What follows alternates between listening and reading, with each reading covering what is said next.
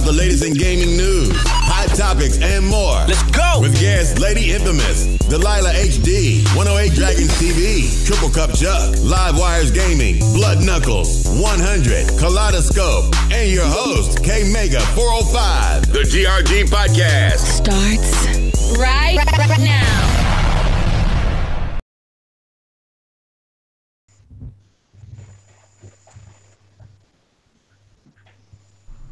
What's up, everybody? We are doing it live. The GRG Podcast is here in full effect this Friday. And man, I got off work a little bit early enough so I could get this gameplay out here, man. Show you some of these classic games and then the rest of these bums that threw me some gameplay. You know it's trash. And you know what I'm saying? I got to show a little taste of what's to come. For when I go and I try to win the crown over there on the next podcast. And do not forget, me and Xbot, we're working on something.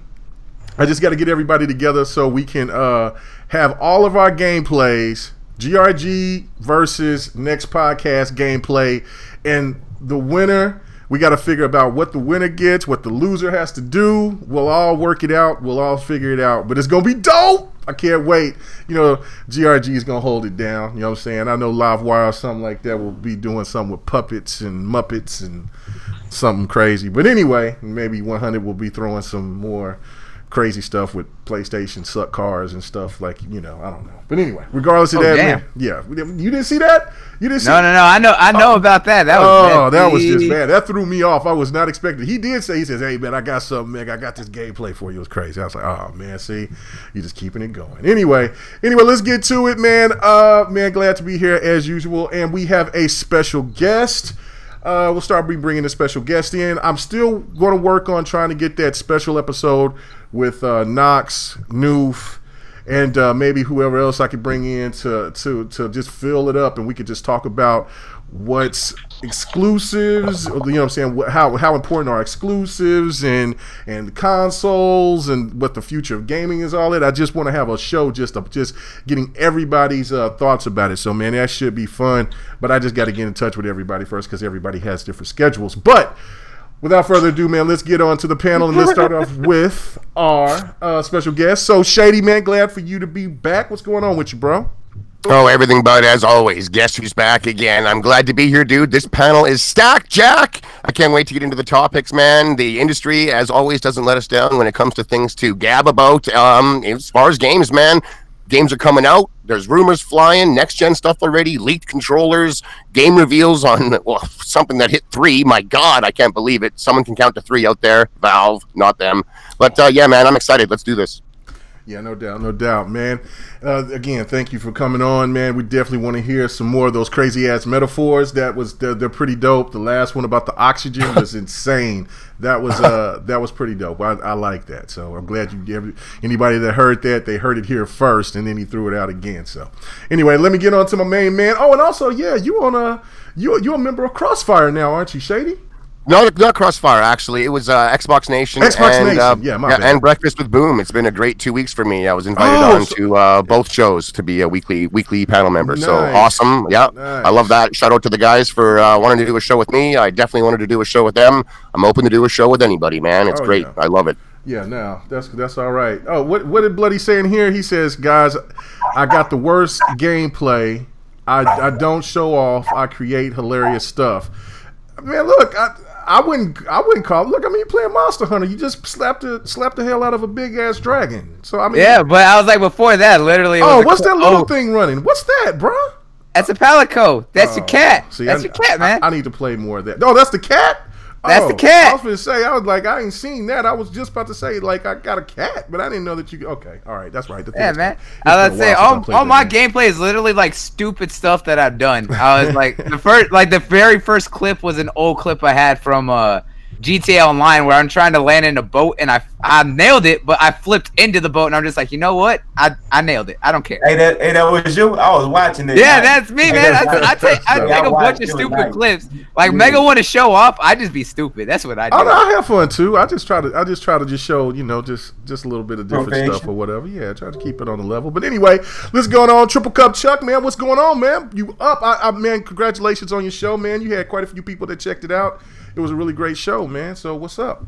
And appreciate it, man. It's, you know what I'm saying, humble respect, you know what I'm saying. When I always say I don't do this for me, I do this for we. That's not my catchphrase. You know what I'm saying? That's a catchphrase for all of us. So whenever we out here doing it, it ain't just for you, it's for all of us, you know what I'm saying? The people that's watching, everybody on the panel, man.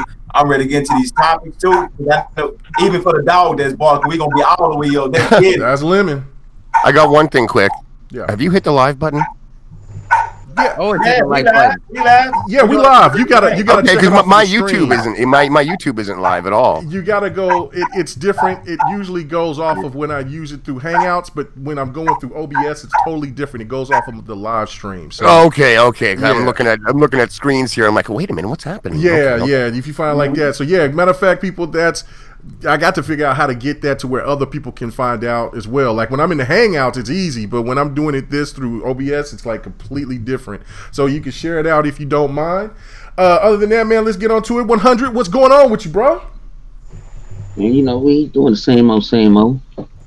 Sitting back here off this Ciroc brandy. That should put me to sleep last night. Did you say Ciroc and brandy? Ciroc and brandy? No, Ciroc brandy. Oh. Ciroc got a brandy in it. Oh, I didn't know that. I'm gonna go give me another fifth. Oh. But living my best life. And ready to talk about these topics. Good stuff. No doubt. All right, then we move on down the line. 108 Dragons TV, what's going on with you, bro? I know you've had a tough week, but man, you know what I'm saying, we here for you, and man, we ready to talk about some video games and cut up as usual. What's up, fam? Uh-oh. Last. Uh-oh. Well, he didn't say last. He said, well, he did say last, didn't he? All right. Well, he said don't go to him first. That's what he said. Yeah, he said don't let him go on first. But we'll just go on to the rookie of the year operations. You know what I'm saying? Anytime that we try to keep it on a professional level, best believe somebody's going to mess it up. But anyway, go ahead. What's up with your operations? What's happening? Not much, man. I've been playing this new State of Decay update. It's dropped around, tell you. For everyone who thought this game was easy, it is not anymore. Especially on Dreadful or Nightmare. It's wild, man. Until it's almost nonstop action when you step out of your car, bro. It's that wild out here, man. So if you don't get a chance, but please check it out, man. It's a lot of fun right now. Hey, yeah, no doubt. Good stuff, Buck. What's that? Nothing. Oh, okay. I'm commenting on my own. Yeah, you're over here feeding off of your own stuff. Anyway, because I'm laughing my ass off. I hear you. I hear you hopped on, Lemon. What's going on with you? And you back? You there? The dog there, I know that. Yeah, the dog's right there. Okay. All right, Livewire. I see you in the building. Are you there? Or you take care of Ivanka? See, I don't even know which one is the crazy one of the show now. I mean, I don't know if it's 108 or if it's going to be Livewire. There's so much unpredictability. I have no damn clue. We just roll with it. All right. Okay. Well, we go live. That's what happens when you go live, man. That's what happens. My bad. I'm sorry, people. I was changing headsets because one headset got mute, the other one don't. My bad. I'm sorry. Okay, what's up, bro? I'm doing it live. We sure the hell are. So we heard that dog live too. We heard the dog live. We heard you yelling in the background. That dog took your place for a second, man. I noticed Pocahontas' hair having suckers not talking. Oh. Hey, whoa. Yo, hey, don't do that. Don't do that. Let's keep the peace. How dare you? All right. I'm at least Tonto right now, all right? Don't make me do it to you live. Hey, I ain't no Pocahontas. I'm at least a Tonto, goddammit. No, you are Pocahontas. No, because my hair's not long anymore. It's short, so I'm Tonto. But you need to update your picture profile. Until then, you Pocahontas. He showed a picture earlier today. Yeah. I was just talking about it. What you co-signing everything? I'm not co-signing. You co-signing? No, okay, Mega, are you co-signing mascara? Hey, big shout out to Sir X-Man. One is not mascara. So one learning. No. You learned your stuff. It's eyeliner because not mascara because it's not on my goddamn eyelashes. Know your shit, bro. Whatever. Man, dude should know that. I know. Anyway, so let me go ahead and give a big shout out to my boy. Thank you, Triple. But you should know that. No. Gentlemen, let me give a shout. Lady does. Shut the hell up! Can I give a shout out to the person that sit there and passed on to the chat? Come on, man. Facts. Let's go. Stop. Let's go. You know what? I already see where this is going today. No. I'm gonna be on my best behavior. I'm living my best life. You ain't on nothing right now, goddammit. All right, so big shout out to Sir X Man. He says Lemon messing up early again. Yes, he is. I know you're not talking when I say shoot right, you shooting to the left. We're not going to talk about my battle member like that, man. Yeah, we're not talking about Battlefield brethren like that, man. You know what I'm saying? Let that man do his thing. Let his man. GRG Battle Royale. Here we go. Picking up dates all right, in the field. Let's get on to the topics, and then when Livewire pops in, when I see his little thing pop up, I'll see if he's around or whatever, or if we'll hear him eating on some chips or something. You know how he does. Well, the craziest thing was when he clipped his toenails. I had no idea what the hell he was doing that night. He was high. He must have been high as hell or something. I was like, what are you doing, bruh? Anyway. All right. So let's talk about the trailer that we've seen and get your thoughts about it, which was Borderlands 3. Now, as for me, I'm not the biggest Borderlands fan, but when I checked out the trailer, I got hyped. And there's been so many people that's like, hey, look, Mega, why don't you come and play with us and play like Borderlands 2? And I've even had a couple of offers of playing the first Borderlands because I got all of them. It's just that I've really never played them online with anybody. I've just mostly been playing them by myself, and I just played them and then just moved on to another game. But this got me pretty excited. It's 4-player co-op. The fact that it also has the opportunity to it has all of the characters from all of the Borderlands, which is pretty damn cool to me. That right there, because I like the dude from that was on the Telltale's game, the main character, the guy that lost his hand or whatever. I like Reese. That dude. Yeah, Reese. I like that dude. So anyway, let me go to our special guest and man, get your thoughts about the whole Borderlands 3 trailer. What do you think? I thought it was pretty good, man. I thought it was also a little bit weird. It was like 3.5 minutes long, and there was no kind of story building at all. It was just a whole bunch of images of Borderlands 3, which was fine. Like, the game looks really, really good. They stuck with that cell shading aesthetic and just, fit it to today's gen and what we're capable of. The environments look way, way bigger and more detailed. The characters were more detailed. There was actual cloth physics on these guys, which was cool to see. And it was all amped up. Like I said, there's more worlds. Looks like there's more vehicles, more characters. There's still a billion guns, even though I've never been a fan of that. It's always been stat driven. There's a lot of variety in Borderlands guns. I'd like to see way more myself, but to say it's a billion, I mean, Destiny could make the same claim because it's all stat driven when they make that claim. So I'm not a fan of that. I think it's kind of Weasley marketing. It's shady, damn it. But I thought it was really good, man. A lot of the hardcore guys were watching. A lot of people were excited. It has been a long time since we've had a numbered Borderlands game.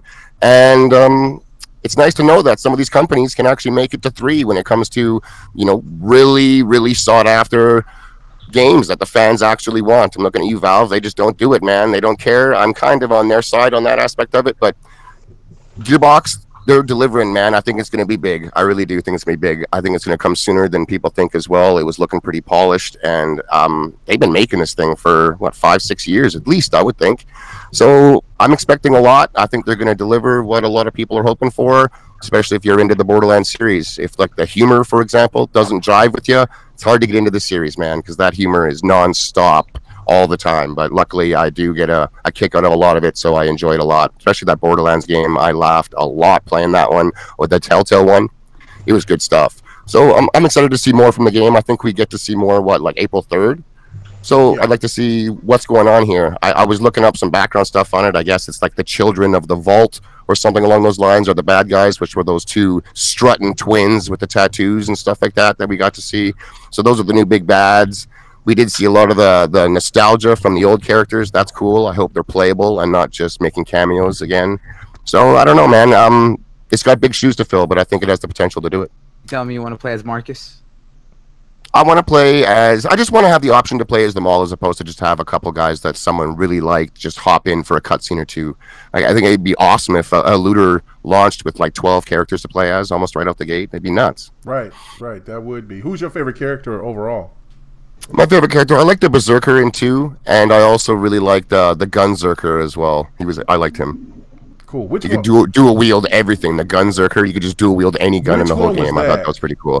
He was like the little short guy, and he had like a blue beard, and he was just a little stocky guy. Dude. Okay. Yeah, I liked him just because you could dual wield any single gun in the whole game, and that jived with me, man. I loved it. Cool. All right. What about you, 100? What did you think about the trailer, and are you a Borderlands fan?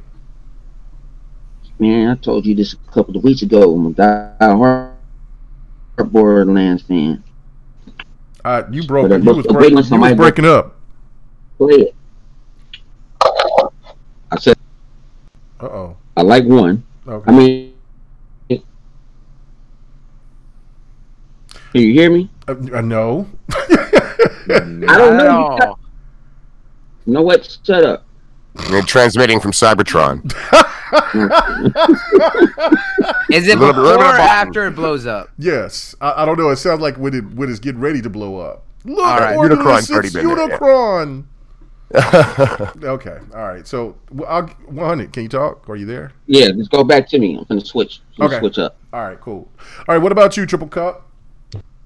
All right. Me, when I first on the Telltale's game, I tried to play Borderlands. I really tried to play this game, but I just really couldn't get into it. But when I was looking at this new Borderlands trailer, the first game that came to my mind was Crackdown. And I was like, okay, I like the way they did their shell saying. I like the concept. I wonder if they're gonna get backlash saying it don't look good for the graphic art. So I'm just sit back, and I haven't been really hearing nothing about people saying that. But I was like, damn, but why they ain't do that about Crackdown?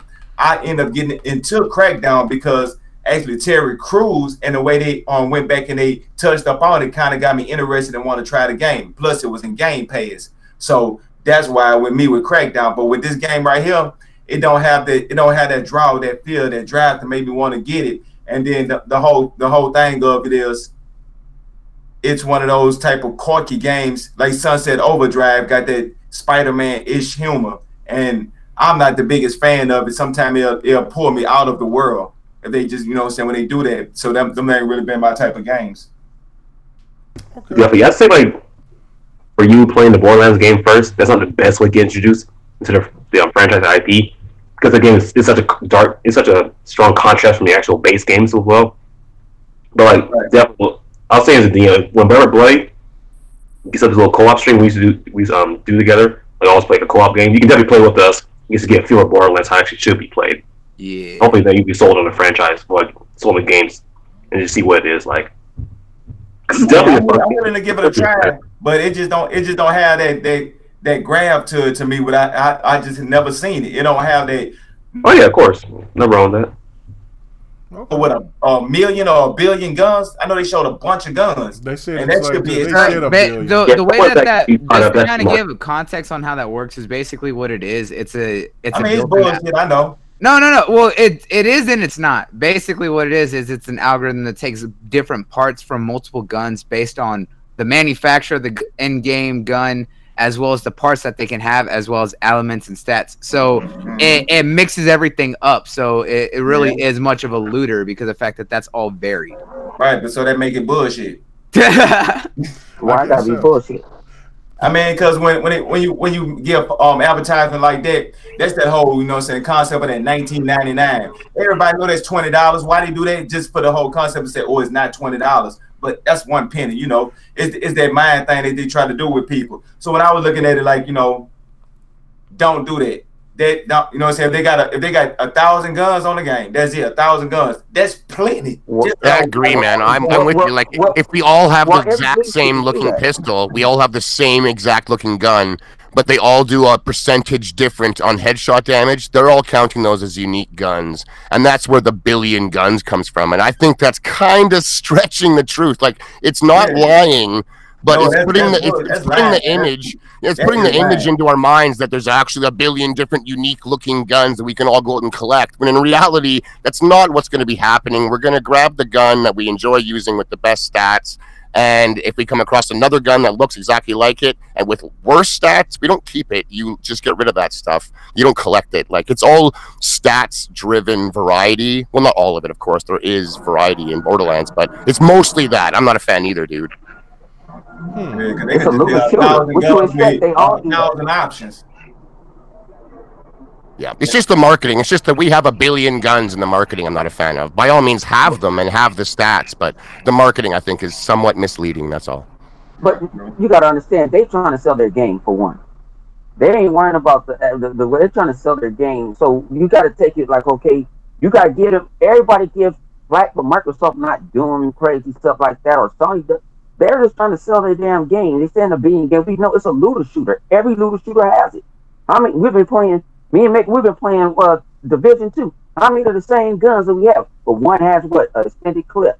One has different damage. You know what I'm saying? I like my 30 guns. But it didn't matter because they put a billion guns. That wasn't going to stop me from playing it.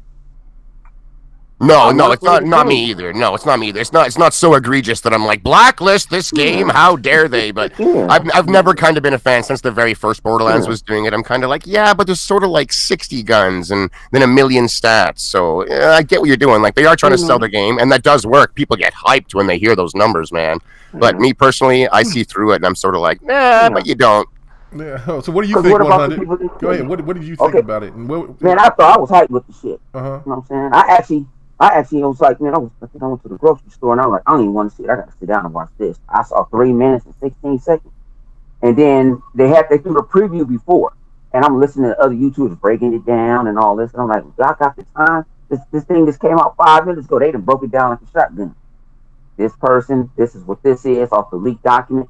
I'm hyped. I like the Borderlands 2. I like it. You know what? I took it what it is. It's comedic. Yeah, it's shell shading, but it was fun. You know what I'm saying? When the dude in part 2, you know what I'm saying, you go do all his mission, he decided to commit suicide and burn himself ass up. That was funny. So it's kind of like Sunset Overdrive. It don't take itself serious like that. It's like it knows what it is, and it's going to play what it is. I like the characters, some of the characters coming back. You know, we know some characters ain't coming back because they long gone, or at least we think they long gone. We don't know about the two protagonists that's in this bad boy. We don't know about them. They said it was something new. You know what I'm saying? I love Jack. Jack was a fool. Jack used to sit there and talk shit to you. Oh, handsome Jack. The whole game. Yo, Jack was a fucking ass. That was one of the hilarious. He one of the best boss enemies that I played. He sit there with he gave you that work, but I'm hyped now. I heard people, there's so many looter shooters that's out there, and maybe it's not, and all this other stuff. You know, really aren't the main looter shooters out. That's the weird part about it. It's like a handful. And people want to play all that was one of the games that helped to really define the looter shooter. Right. I mean, there was a couple games that came back out in the 90s, but I mean, this is the one that really kind of put it on everyone's radar. Right. Exactly. Yeah, this is kind of like the birth of it. So who is your favorite character, 100? I like to play my character. I said the Commando. The Commando. But I was kicking ass. I was the Commando. And then I like how they doing this also too. They're giving you, if you already own a Handsome Jack collection or Borderlands 1, they're giving you the HD version, all that for free. UHD, man, baby.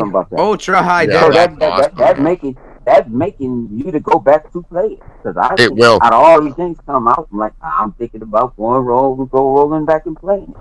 I hope that X patch brings in more in line with the PC version, which had way more physics in the game, really? Way more awesome cloth physics and stuff like that. There was way more debris with the grenades. So I hope that it brings it more in line with that and doesn't just upgrade just the textures and the resolution only. Usually Xbox has been pretty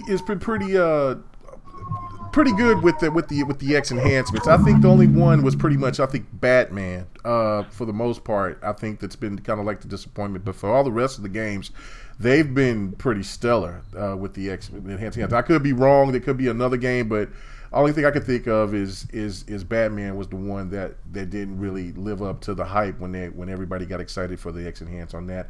Let me go to 108 and get your thoughts about this, man. Are you a Borderlands fan, and who is your favorite character? I don't have no favorite characters. You know what my best part about Borderlands is? It's joining up with your friends, having a good time, blowing shit up. Oh, I ain't supposed to say that. Blowing stuff up, and having a good time cooperatively. That's what made Borderlands crazy. Facts. Okay, so let me get this right. You just came in here and you've been cussing from the very beginning, and now no, I haven't. We wasn't live. We're not doing that. You're not yes, we were. Yes, we were. We was live when I came in. Yes. I swear to God, I will take your life away. And our status. Yo, 108. I didn't know that. I mean, yo, 108. Yo, listen. Now you can't got that thing on there that doesn't say live on it, so. My bad. No, when you hear me, with the new way, off air. What the hell? With the new thing, hold on. With the new way, with this way here, the only time that you know that we going live is when I say we doing it live, because that's it. Because you ain't gonna see it no other way. Ladies and gentlemen, I apologize. My bad. I didn't know we was live. What you apologizing for? I mean, I don't like to be cursing. We got to keep it PG-13. Why everybody got to make it? Okay, look. It seems like I try to run a tight ship here and say people can't run a tight ship. It's so tight. I feel like a sailor in a navy with no women on board. Facts. How is it a tight ship? It's a tight ship. How is it a tight ship? You know why? Because when you don't like something, people get banned. Right, buddy? Eject your seat, cuz. That's what happens. Oh, my bad. No, don't do that. Messy. Don't do that. Wow. That was messy. Can we talk about Borderlands? Can we talk about Borderlands? If you stay in your little lane, you wouldn't have got that smoke. Oh, man. Can we talk about Borderlands? No, I'm a big fan. I'm a big fan of Borderlands, man. And what make Borderlands a big thing for me is the cooperative gameplay, the boss battles, the multitude of weapons, the open world. You know, before a lot of these other games came out, the State of Decays, you know, the big thing, Borderlands brought communities together. Facts. And that's what matters to me. You know, Borderlands 3 is a great announcement to see. They was like, we're going 4K. I didn't even care about graphics because it wasn't about graphics with Borderlands. It was about teaming up with your buddies, having a great time, launching into these dungeons. You know what I'm saying? It was crazy. It's good to see it. It's good to see Borderlands is back. And I was very excited. To see that announcement at PAX. Facts. Nice. Excellent. All right. And I didn't mean to curse. I'm sorry. Would you stop that? Stop that shit. Stop it. Stop it. Look. Can you make it try to throw a little cheap curse in there? I got to throw a little cursing wrench. Stop that shit. Now I got to write, and I got to throw a little quarter or something in my little non-cussing jar. Anyway, stop that. Anyway, I hear Livewire is here in the building. What's up with you, Live? What's going on with you? Not much. Chilling. I seen you out there in Michigan feeling yourself, bruh, out there because you think that there's no collusion. No collusion at all. Well, why don't you release all the evidence, man, from Moeller? Why you gotta be all in my business? You're right. We talk about video games. That's all right. That's why we love to have you on. Anyway, so we could just go ahead and have it to where you got no collusion, got your little victory lap. We'll live with that. We'll live with that. Good job, President. But anyway, what's going on with Borderlands? What did you think about it? It's a game that you like, and who's your favorite character if you do? It looks okay. But I've never played any of the Borderlands games, so I'm not really gonna act like I have. But what I saw looks okay. I have all the games, I just never played them. I think I got them through either BC or I think I got it from BC because I don't think I have the Handsome Collection. Is that on Game Pass? The Handsome Collection? I don't think so. I don't know. So yeah, the Handsome Collection is backwards compatible, but it's not in Game Pass or anything like that. Okay. Yeah, so that's how I got it. I got it from BC. You're bloody. Where you got that from? Wikipedia? Well, yeah. I just had to look at my archives. Oh. All right. Anyway, why don't you pick on 100? Why you keep picking on Bloody? Because 100 ain't talking. 100 keeps changing his mic. No, I did not. I had a business call, so I politely stepped away. You had a business call. Why you gonna throw it on 100? You gonna trouble me. You Don King of the interweb. Why you ain't talking to 100? I'm talking to Knuckles because he always jumping you know what I'm saying? Because you don't want that fade from Livewire. You know what I'm saying? Fade. He can't fade me. OP will kill you intellectually. OP you know can't do nothing. Shady is, I guess. I know you ain't gonna be disrespectful to the Ladies and gentlemen, we're gonna start this again. What nationality is OP? You know what I'm saying? Hey. And I ain't talking about other people's property. That's OP. Okay. Anyway, you know, a Triple Cup, you know what I'm saying, man? He rides the big trucks like me. You know you don't want that. You know what I'm saying? We know what Triple Cup stand for. He mad foam posits with them Triple man. Hold on, let me go ahead and say something. I don't even know what the hell that shit means. I don't either. Sir, you don't know what foam posit is? You drink out of foam cups and foam posits from Nikes. Google that. Facts. Oh my goodness. Okay. Why did this go from talking about games to talking about roast? Hold on, guys. Hold on. Sir, brown paper bag too. Hold on. Sir X-Man said, I thought drugs were legal in Lemon State. Oh. Woo. Sir X-Man's giving that. Oh, that infamous Jag. No.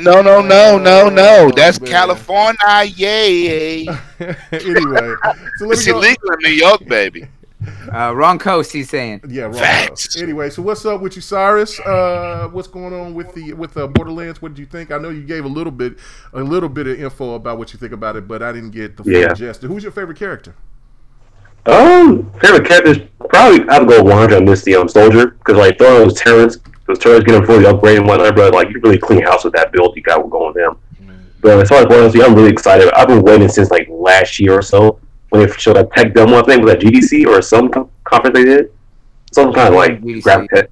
Yeah, and when it showed up there, I've just been waiting for his moment when he dropped the trailer and let us know what's gonna come out. And I think they said we're gonna find out more on April 3rd.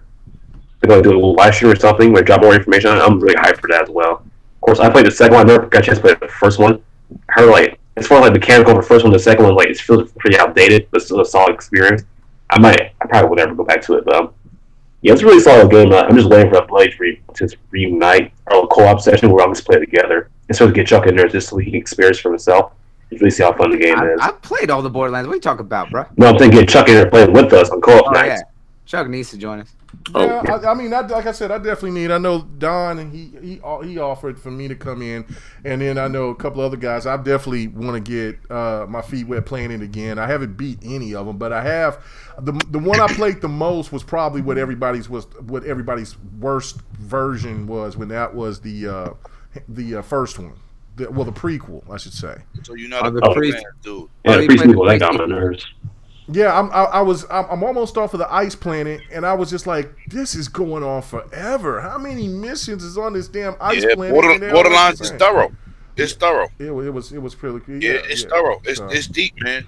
Especially the first one. The second one kind of fell off the horse a little bit. What? The second one is everybody's favorite. No, the first one is everybody's favorite. No, it's not. It's the second one. Oh yeah. Oh yeah. Oh yeah. Oh yeah. You're Borderlands. You're Borderlands. Hey, I just know from what everybody tells me about Borderlands. You're like the encyclopedias of Borderlands. People in the chat. Please vindicate my words. Yeah, vindicate Lemon. Vindicate my words. Which is the best Borderlands? Put it up there so everybody can see it. Which is the best Borderlands out there? Everybody that I heard it said the second one. You know what I'm saying? And my boy Bananas, he, you know what I'm saying, Joe Bananas, that's all he talked about was two. How you gonna listen to somebody named Bananas? Bruh, hey, he's an air. My boy is an airlines inspector. He's a stewardess. He a male airline stewardess. No, he inspects aircraft at Air Force bases. He probably inspect the free food. Facts. Hey, 2-1. Hey, 2-1. Everybody been saying 2. So I see 2 up there. Yeah. I see a lot of 2s. Yep, a lot of Borderlands too. I see that. You know what? Look at that. Y'all might be right. Hey, okay. I need my specialist. That's my girl right there, but I can't never pronounce her name. What? Foxfire? No, not Lady Foxfire or Infamous. No. Christina. Christina. Yes. She's always dropping that gems. Oh yes, always dropping the gems, especially when it comes to net neutrality or what's going on in politics. Man, if I did a politics, I was like, that's blue. The one who's tagging us in videos, that's blue. Still want to do a political podcast. I would hit her up in a minute. Okay, X-Men, we got to pay the bills. Borderlands 2, Lemon, you still owe good in my books. You know I'm good in your books because I carry you in Battlefield. Oh, X. Woohoo! Okay. Anyway. All right. Mega. I was like, I was like, we got to get Christina and Blue on that one because I'm all for that. Oh yeah. No that's what I do all day at work, man. That's all I do. Yeah. So yeah, that's my girl right there. Plus Lady Foxfire. That's infamous in there. In the Let's chat. do it. And big shout out. And before I go to you, last Knuckles is and get your input and let me give a big shout out to Biggie. I really appreciate. He hit me up and he was like, "Hey Mega, I didn't post it out on Twitter or nothing, but he hit me up and he said, "Hey Mega, you know what I'm saying? I got you for this." And he hooked me up with Aquaman. You know what I'm saying? Because I've been talking about how much I like Aquaman and stuff. So no, you shouldn't be hooking him up with nothing. If he's an Aquaman fan, you should make him go buy it, like I did. I'm a hater. Hey, listen. I ain't never salty about anybody. I need Sakiro, people. I don't want to invest in Sakiro. I heard it's hard like Dark Souls. I don't want to. I'm not a fan of Dark Souls. This doesn't look as bad as Sekiro doesn't look as bad as Dark Souls. If it's Dark Souls, it still has punishment. Sekiro is the jump off. Talk about it, bloody. It looks good. I want to play it, but I don't want to spend the 60 for it. Get your weight up. You want to buy Stadia, but you don't want to buy Sekiro? Tell somebody to get their weight up when you can't beat me in not a damn fighting game. 2K? Hush. 2K? Street Fighter?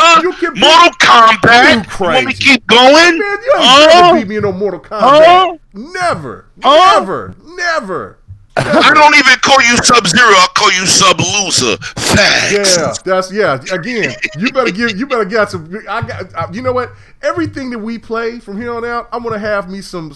Do what you need to do. Put your baby feet on my neck and I'm gonna crush release the pressure. I'm gonna bone crush you because I'm gonna sit there and I'm gonna put all my foot on your throat. Yeah, you do that. You do that. If you fall short, make sure you live stream it. We can do it. Hey. Man, you better be glad I can't call you out. GRG Xbox After Dark. This is what we do. This is what we do here. Anyway, I thought we was supposed to be talking about video games. We are talking about video games. We are. You're right. What you talking about? Right. This is what you talking about with your cell phone microphone. Because of this stuff right here. We're over here scared off a Gotta pay the bills. Gotta pay the bills. Knuckles, go. Well, first, let me go. Oh yeah, let me go pay the bills. Hold on. Yeah, let me do that because Knuckles might go until tomorrow. So X-Man said you can't be nice to a brother.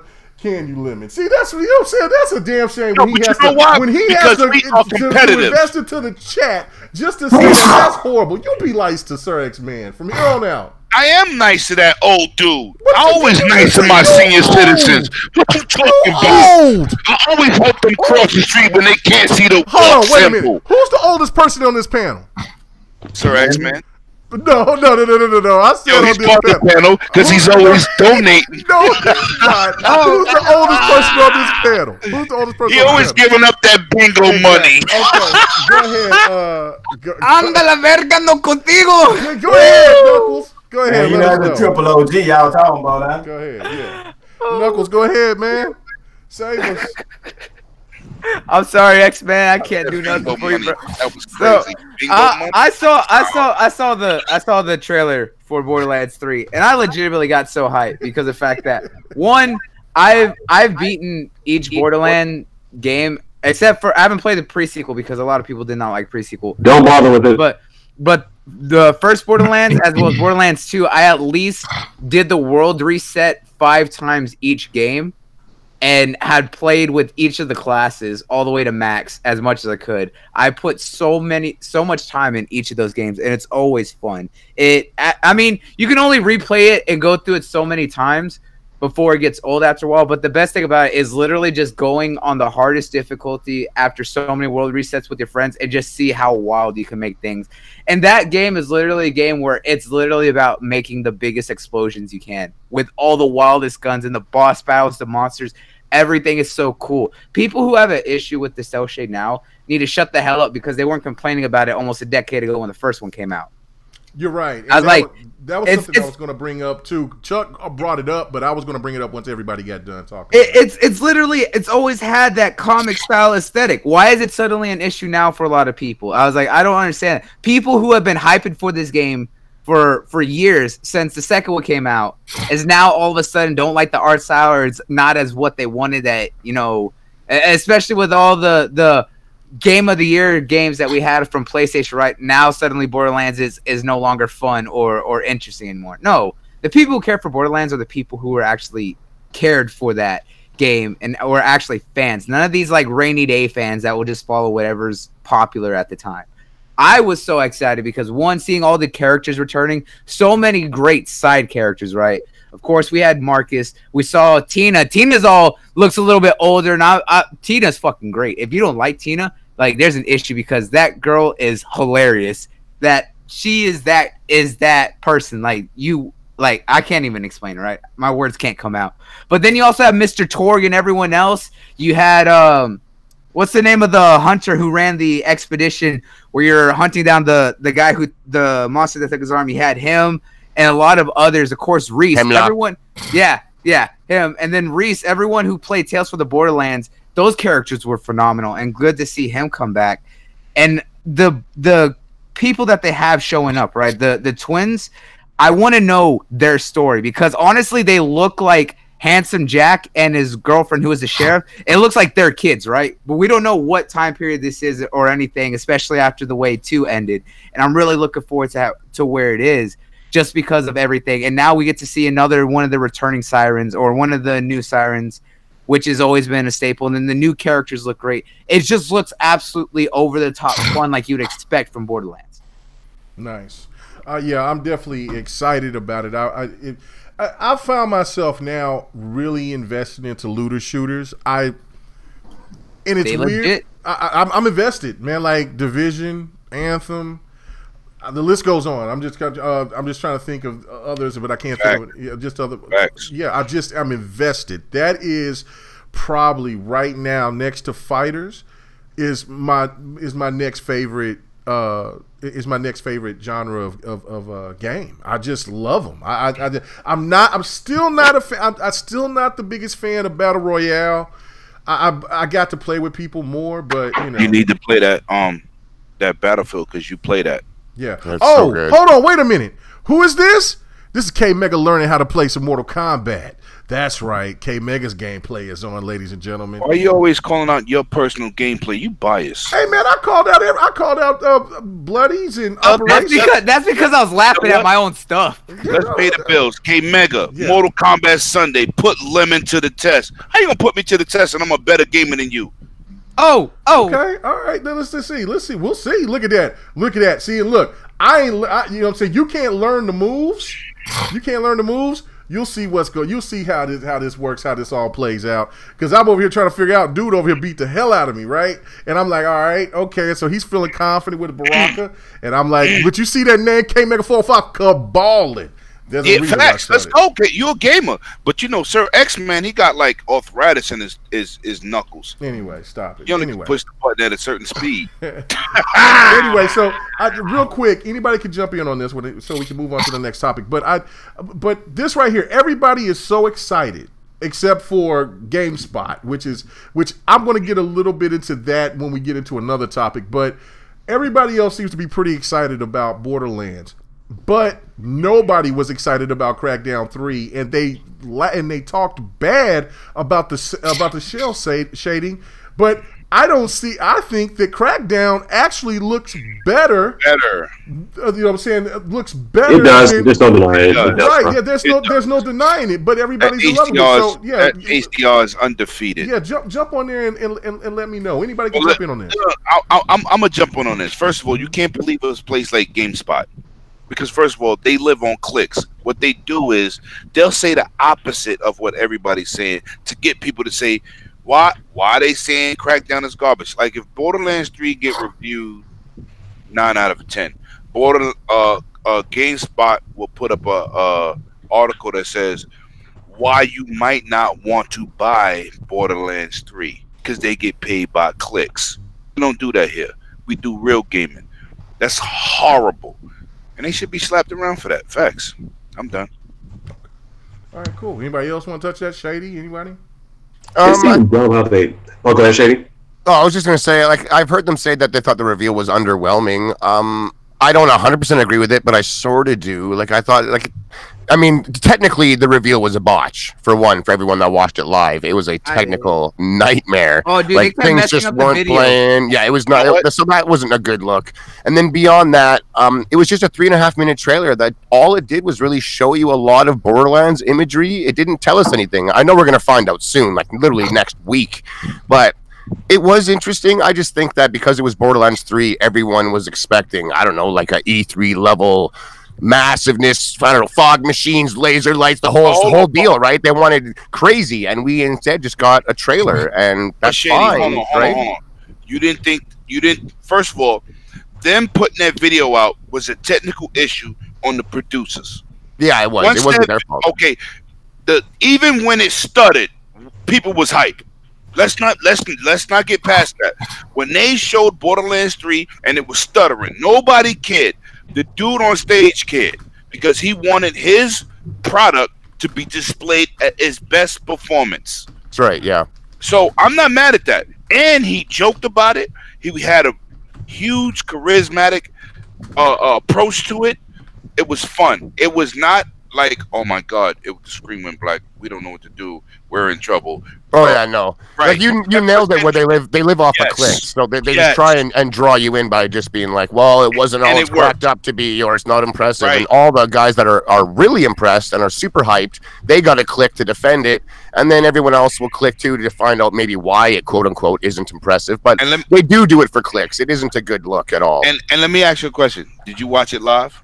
I didn't watch it live. I watched it live, and guess what? When it faltered, more viewers, the viewership went up. It was crazy, and I waited until they got it right. Hey, there you go. Everybody wanted to see Borderlands 3, and when it played smoothly, what I saw, I was like, damn. And it looked like they put more work into the characters, more work into the story, because the first Borderlands really wasn't story based, it just was cooperative based. Part 2 got more into the story, more in depth, and part 3 looks like they took it even further. I'm satisfied. It's another story of how just bad news catches headlines, even if they have to make the bad news up. Like even if they make it up, really. So it was fantastic, man. But I'm telling you, the dude on stage, he kept you in tune. He was charismatic. You know, he was cracking jokes. Oh, look what they made for me. He took off his coat, you know, his little jacket, had the 3 on there. Yeah. Then he was like... Yeah, he's very personable, Randy Pitchford. He's a good dude. Yeah, no doubt about that. Can I ask this question, though? Did you say personable instead of personable? Personable, I said. Personable. I don't think for a second, I thought you said personable. I was like, wait. I don't think so. Okay. It might have happened. It's demon. Pain is demon. We ain't talking about persona. K-Mega status. Okay, anyway, that's right. That's what I get called. Facts. Anyway, go ahead. Can I ask this question? Yeah. I'm gonna ask this to everybody. Because everybody here, I believe y'all game. I believe y'all do. You see my gameplay on the screen? You see my play? Here we go again. Hey, you know, what game is this? Shameless plug. What game is this right here? I can't see it. I can't see it. I went to the store. Okay. What game is this right here? Something. Lost Planet 3? Yeah, it is Lost Planet 3. Yeah, you're right. Yeah! That's what Lemon does! On the Xbox, no doubt. It looks fantastic. Facts. Looks fantastic. I'm a gamer. Can we get a new Lost Planet game? I would like that. You know what? I think they might do it. Anyway, but go ahead, 100. I'm sorry. Let's not interrupt them. You know how we do. Yeah, so my thing is, why would we get these little teasers and stuff that we think we're going to get some E3 presentation? Why is we trying to fuss these developers to try to give us what we want before we need to get it? I'm so tired of that shit. We're gonna get into that 100. We definitely gonna get into that. That's gonna be a long topic.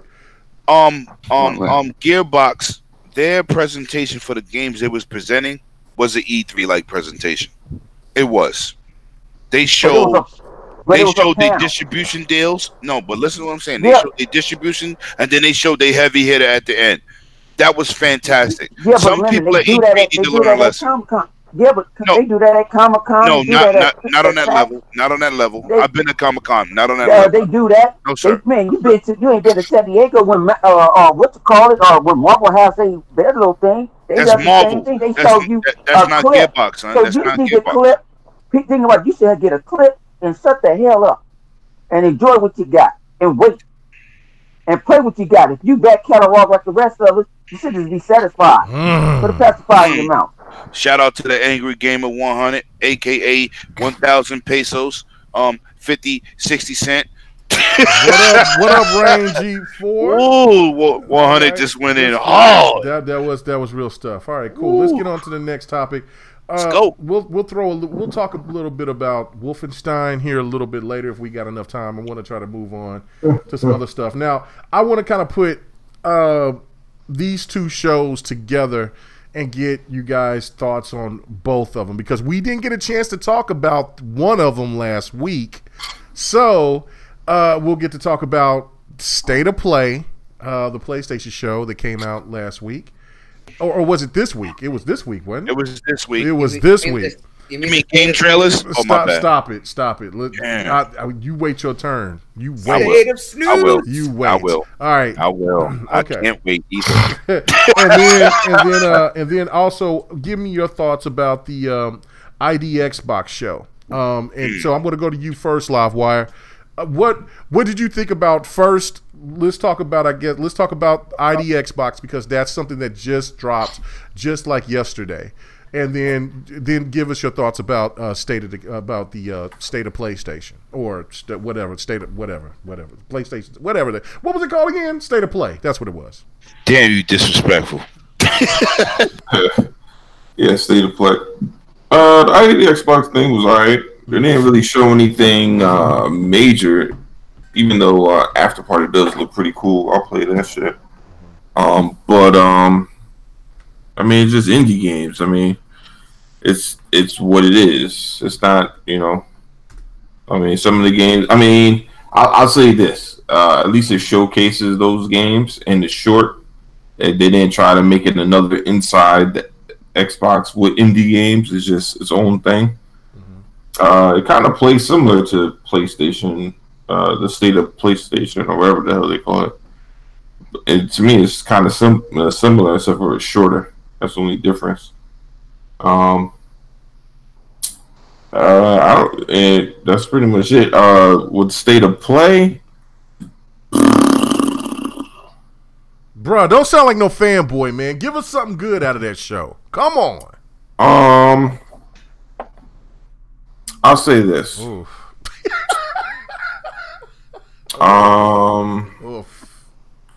What? I mean, something live. Come on, something. They catered the show to big VR fans, so that there's that.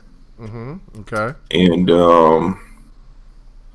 other than that, I don't know. I mean, other than they should have just made it a V. This is how I feel about State of Play. Either they should have just made it like one mass trailer, right, and just put it out, not streamed it, just put it out, similar to what they did with the indie thing for Xbox, and people could just, you know what, I don't give a fuck about that, skip. I don't give a fuck about that, skip. Oh, this looks cool. All right, what's this? That's all right. What's this? Oh no, fuck that, skip. Like they should just give people the option to go through it like that. Oh, Mortal Kombat again? No, I'm already buying that. I don't need to watch that shit. What else? Oh man, oh my goodness. Scrupulous is over here trying to throw that shade. That's cool. He said a fanboy. But I think it's. I mean, hold on, live. Hold on. It wasn't good. Let me read this. Let me read this right fast. He said. I mean, it could be. I mean, look. I mean, it wasn't. You can't really. To me, I wouldn't compare it to Inside Xbox because they're very different. Like they don't really like that is just an extended trailer. It's just trailer over. Like that's all it is. Inside Xbox is like some fan participation type shit. I mean, you could just tell that straight from watching one episode. You're like, okay, I see what they're trying to do. They're trying to interact with fans and ask questions and blah blah blah. State of play is just information. It's just saying this game. I don't even know if they did a good job at that though, to be honest, because half the games they put up there, they didn't even say what the date, like when the shit's coming out. They just said, look forward to playing this sometime in the near future. Who, like, Sony? No, not Sony. They give dates all the time. Like, to me, if you're gonna do state of play, right, the way they said it's gonna be is like to tell what's coming up. Like, give legitimate, like maybe, all right, this is how I would say they should have done it. Most of their stuff should have had dates, and maybe the ones at the very end where they're like, look forward to seeing this in the future, then just give it like a time frame, like, oh, probably comes out later this year or some shit like that. But everything else should have had dates. If they did that, I think people would have appreciated it a little bit more, because even though most of the shit they showed was whack, at least they would have been like, all right, well, I see what they're trying to do. They're kind of like showing us what's coming out in the near future. They just showed like Iron Man's coming. When? I don't know. But if you like it, just look forward to it. Like, what the fuck? Like, I don't know. These is on. Okay. All right. But I'll say this one thing. Xbox would probably do something for Inside Xbox similar to what the State of Play is. And I'm not saying make their show in the State of Play. I'm saying when their show is done streaming, have it already and up and ready to run just the highlights, because a lot of people just want to see what the highlights are for Inside Xbox without actually watching the hour-long show. But that might already. Huh? No, they haven't broken up. They cut it up. Yeah, that's what I'm saying. But they don't match it all. I get that. PlayStation did the same thing.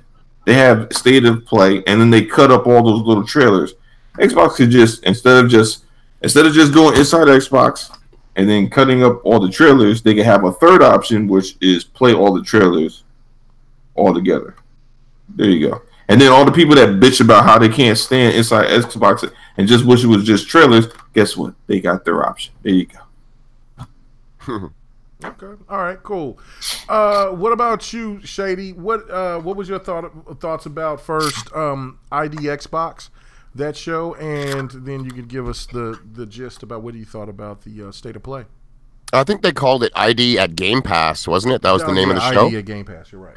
Yeah. I enjoyed it because it wasn't trying to be anything that it was. Like, it just was honest. There's a bunch of indie games from independent developers out there, a part of the ID at Xbox program, that are releasing smaller titles that are releasing day and date in Game Pass. So if you're a member of that service, you get to play all the games they showed for quote-unquote free. As a part of your subscription, you get to play these games at the day of launch. I think that's really cool. Void Bastards looked really cool. That's an interesting looking shooter.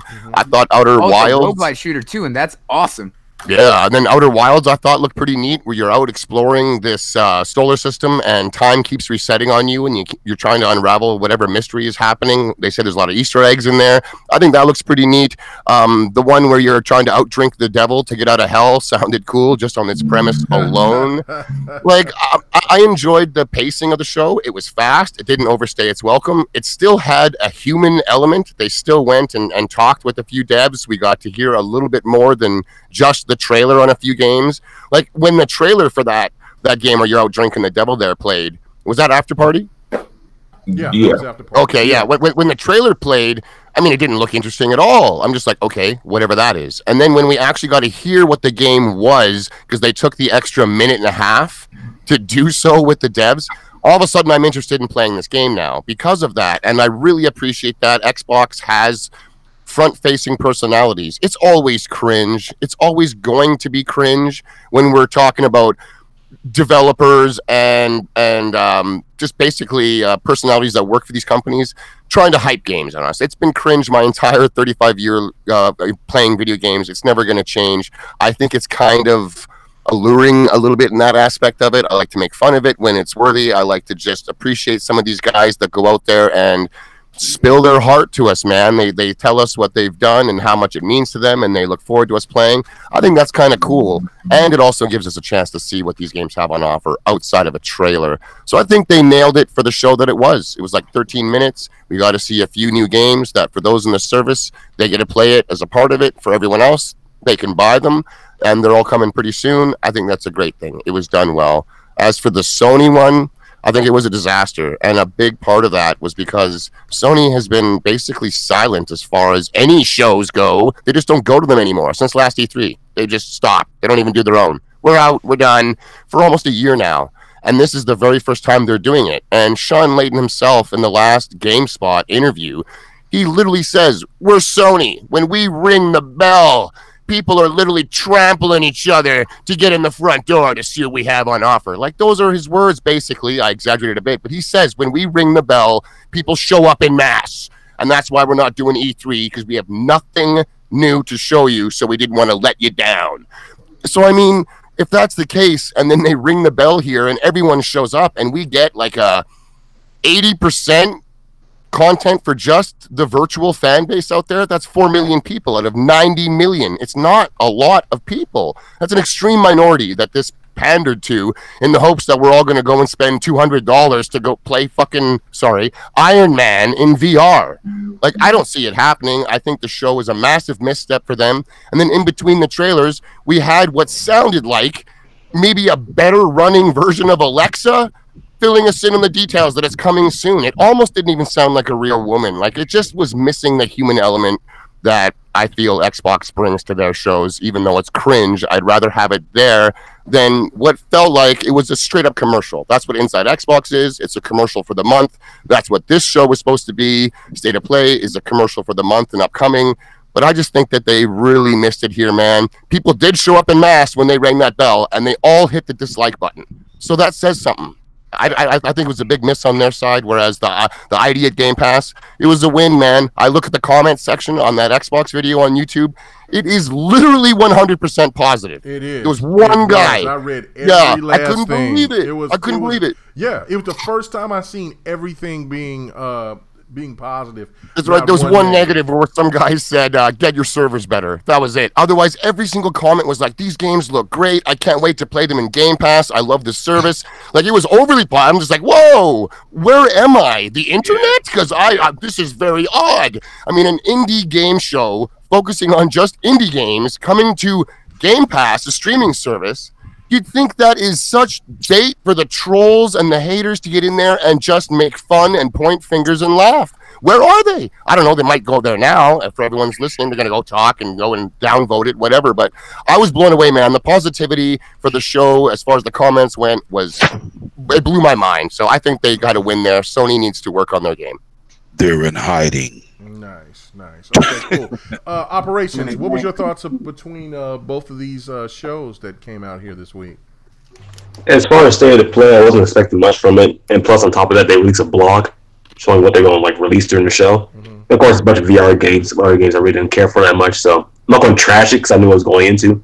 So it really wasn't a show that was for me. State of Play, it was interesting. It was a nice little show. It showed some games I liked, showed some I didn't, but I can appreciate that they were going this far. Just take a show just for indie games.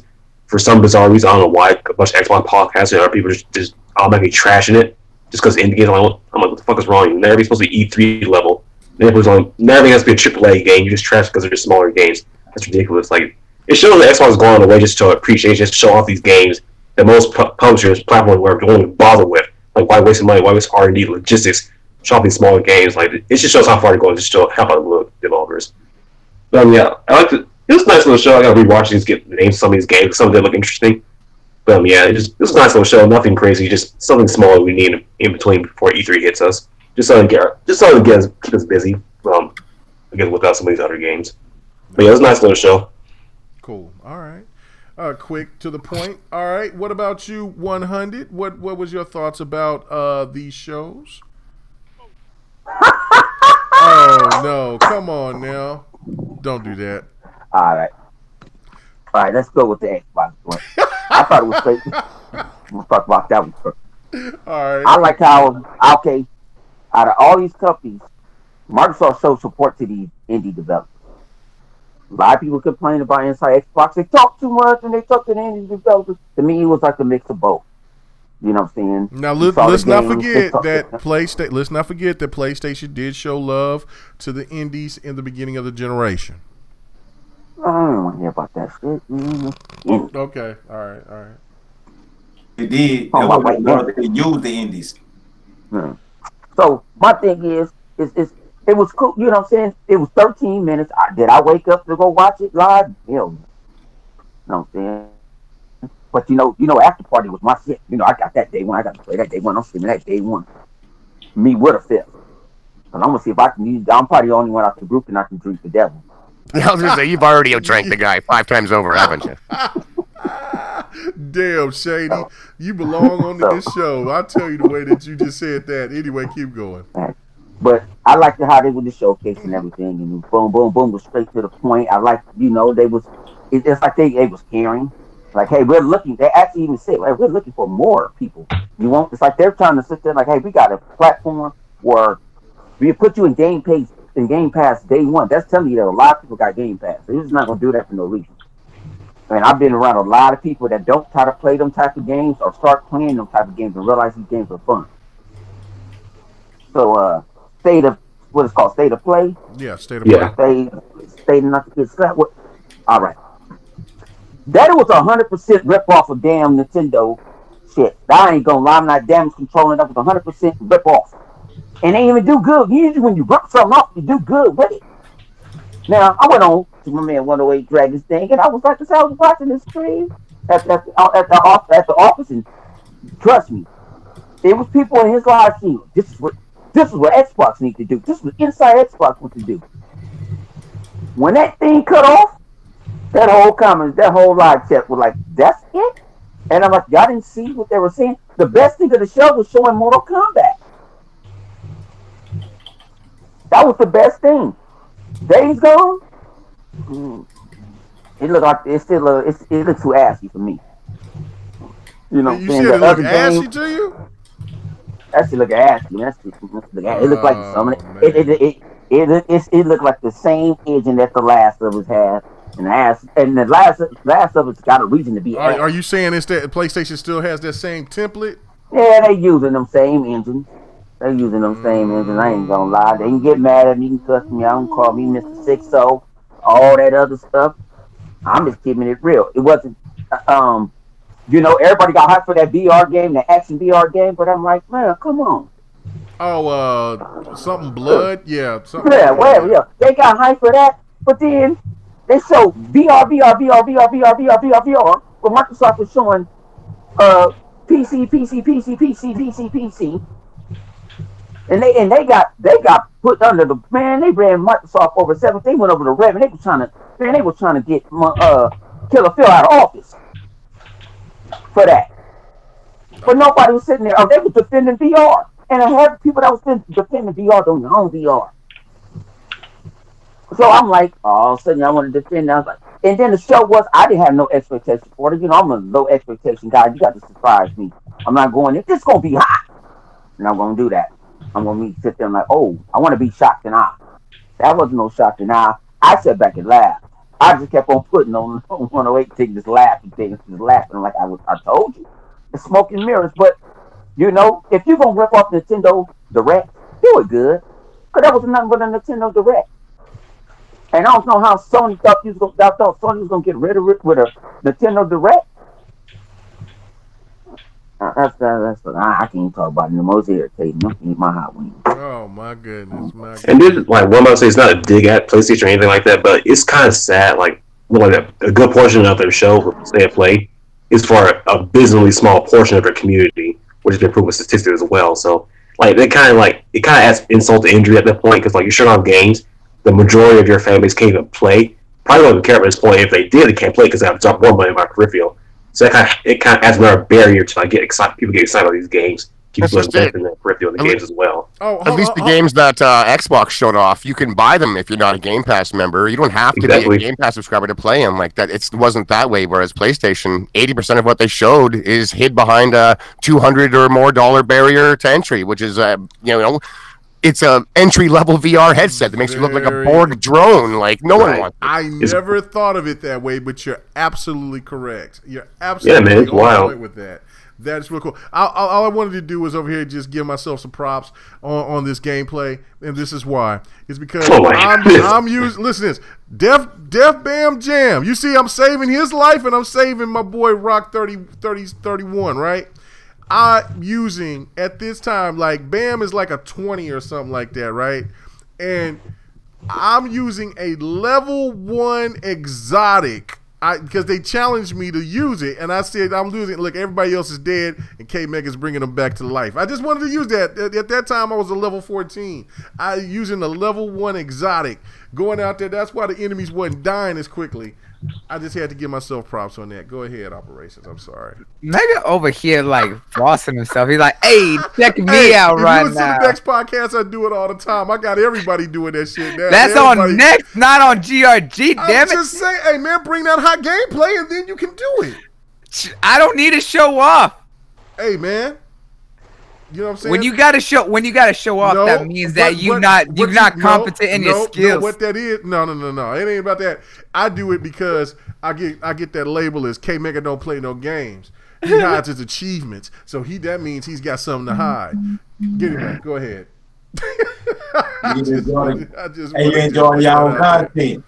Sometimes I be looking at my content and I'm being amazed myself. Like, oh man, look what I did. Oh, look at Don. Don say, don't start with that level 1. Don knows I was saving his life with that level 1 exotic, baby. Anyway, go ahead. Yo, stupid. Okay, go ahead. I'm trying to remember where I left off at. And then he immediately goes down. Look at that. He talked all that game, and then he went down right after. We were just talking about how the Sony show was geared towards a tiny percentage of their audience. Oh, yeah. Another thing about that is, shit. Oh, wow. Just left. Wow, I'm bugging tonight. Okay. Are you going to finish, or you just going to... It literally just gave me as I started talking. What the hell just happened? Oh yeah, all right, I remember. Like for months now, people complain about inside Xbox, saying it's like too damn long. We can cop all the fluff. What I understand is like, because I know 100 brought this up earlier, like, what's wrong with these short ass shows be this exact same thing? I don't get that. Like with Xbox, you already have Xbox Daily. Larry Herb does. You just like quick run through all the games coming out, just new updates stuff like that. Yeah, news Xbox, whatever it's called. Thank you, buddy. Like we already have that. It's another short show. You try to shorten down inside Xbox as well. Like as far as I know, this show is supposed to be like show off the developers, have to talk about their games, connect with the community as well. It kind of seems like most people are just like closed in, shut in, don't want to communicate with nobody. I don't actually nobody, just want straight to games and that's it. Like it just seems really weird to me that people want these shows to be short. And the funny thing about it is when they finally got what they wish for, they want a short ass show and play some games and everybody's like, that's it? That's all you're showing us? That's no more? Seems like at this point, just carefully ask for it because once you get it, you might not like it. You're absolutely right. All right. Should I go? I think I should go to Bloody first, and then I'll go to 108 last because he said, well, no, hold on. I should go to Chuck first. Let me go to Chuck, then I'll go to Bloody, and then I'll go to Lemon. Go ahead, Chuck. Let me know what you thought about each show. Did you get to see them, though? I know you work about as much hours as I do, so I know that it can be tough. But what did you think if you saw any of them? All right. Do y'all hear me, huh? Yeah, we hear you. Yeah. All right, cool. Look, I didn't see that the Inside Xbox show. Really, truly, I was so busy, I kind of overlooked it. But that PlayStation Play, I was anticipating that because I was hearing the hype about it, and now like PlayStation, they announced this event. They announced it as an event.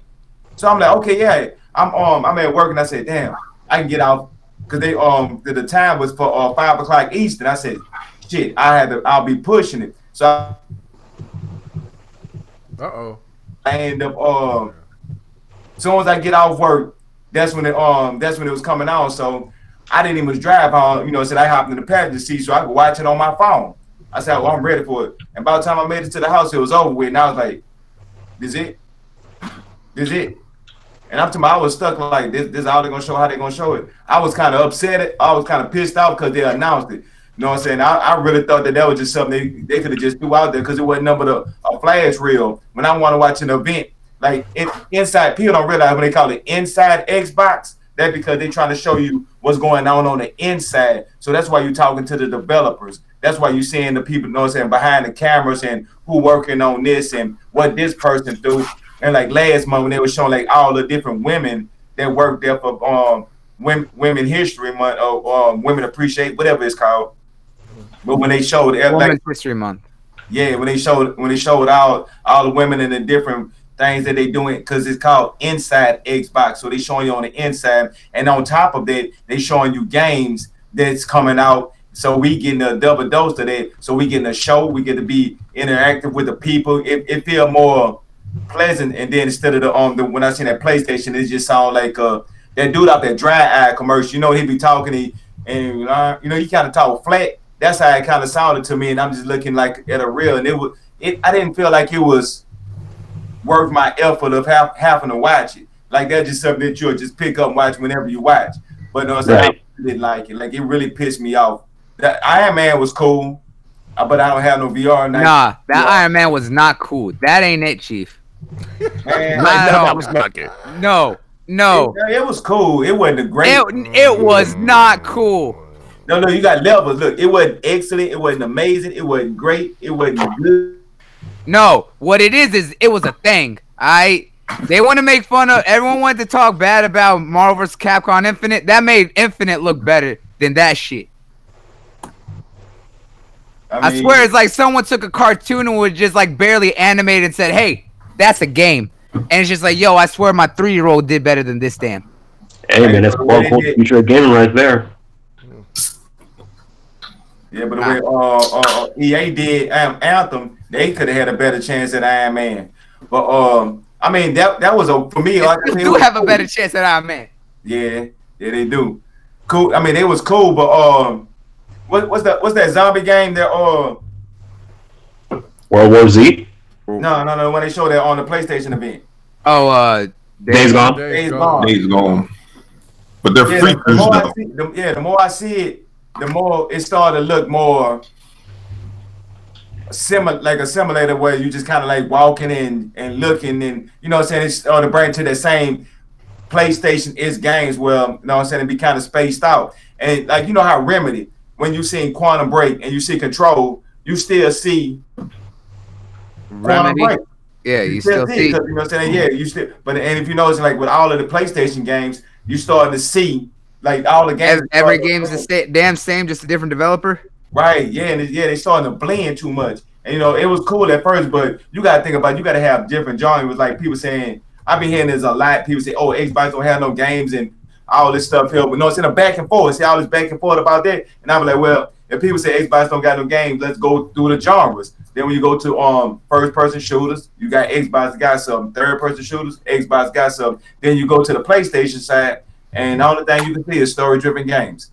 Nothing more, nothing less. So it's like it kind of irritating and frustrating when we trying to like get different things and be innovative, and then we got a little show like that. To me, it's like they put zero effort into it. They just cookie cut, copy and paste in games, and then they just say, "Look, this is what we got for y'all. Huh? Check this out. 15 funky ass minutes." They say they gonna advertise and say, "Watch the PlayStation." They gave it a name. 15 minutes. A YouTube video normally be about in between 10 to 15 minutes. We don't give that a name like that. Like it's an event.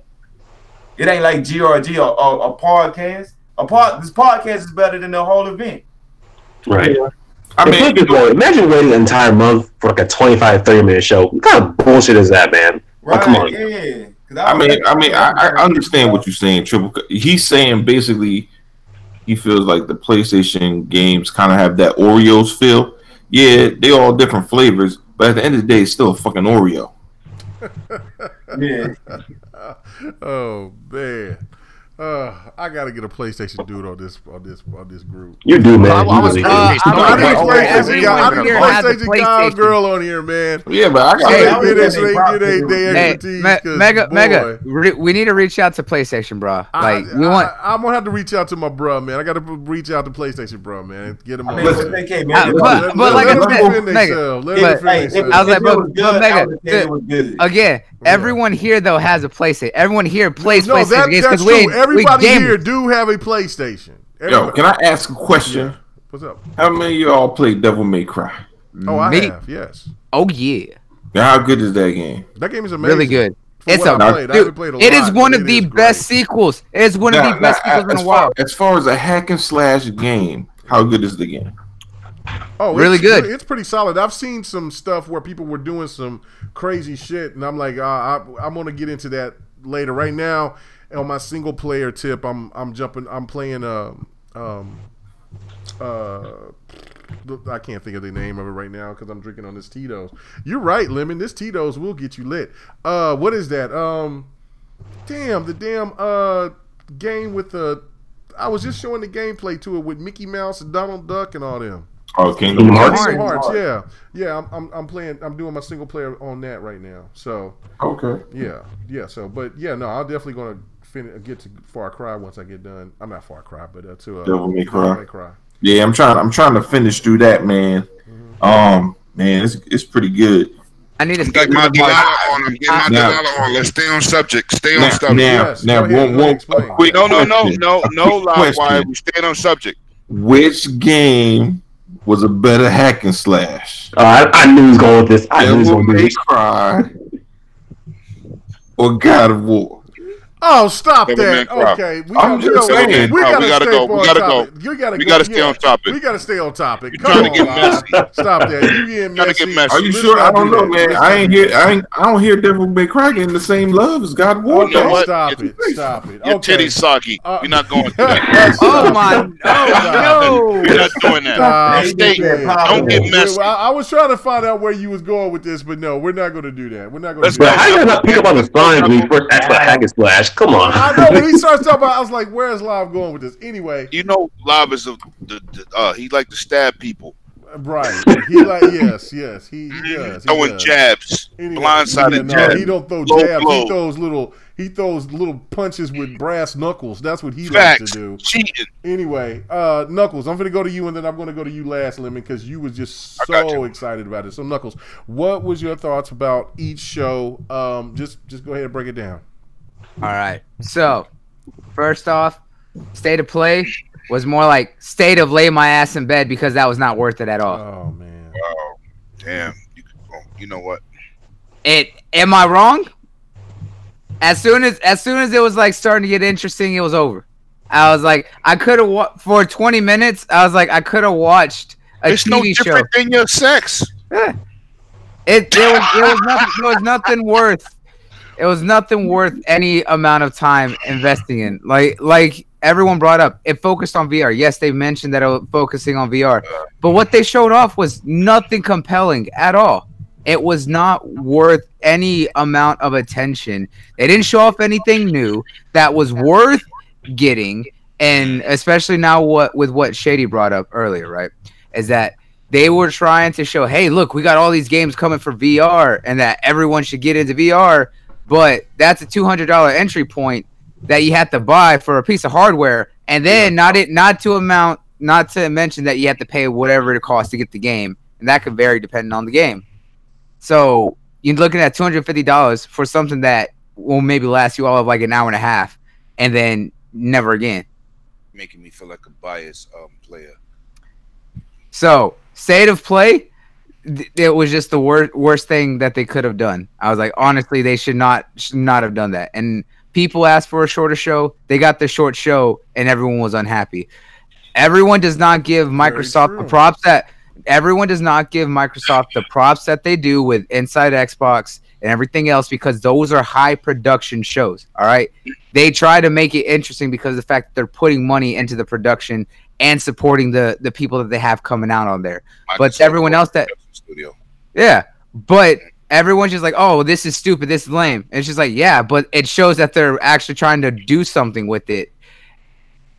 You know, even Nintendo with their Nintendo Directs have a production with some of their shows and the stuff that they show off, and it was better than some of it, but it was still better of a presentation than what State of Play. Okay, all right, you're right.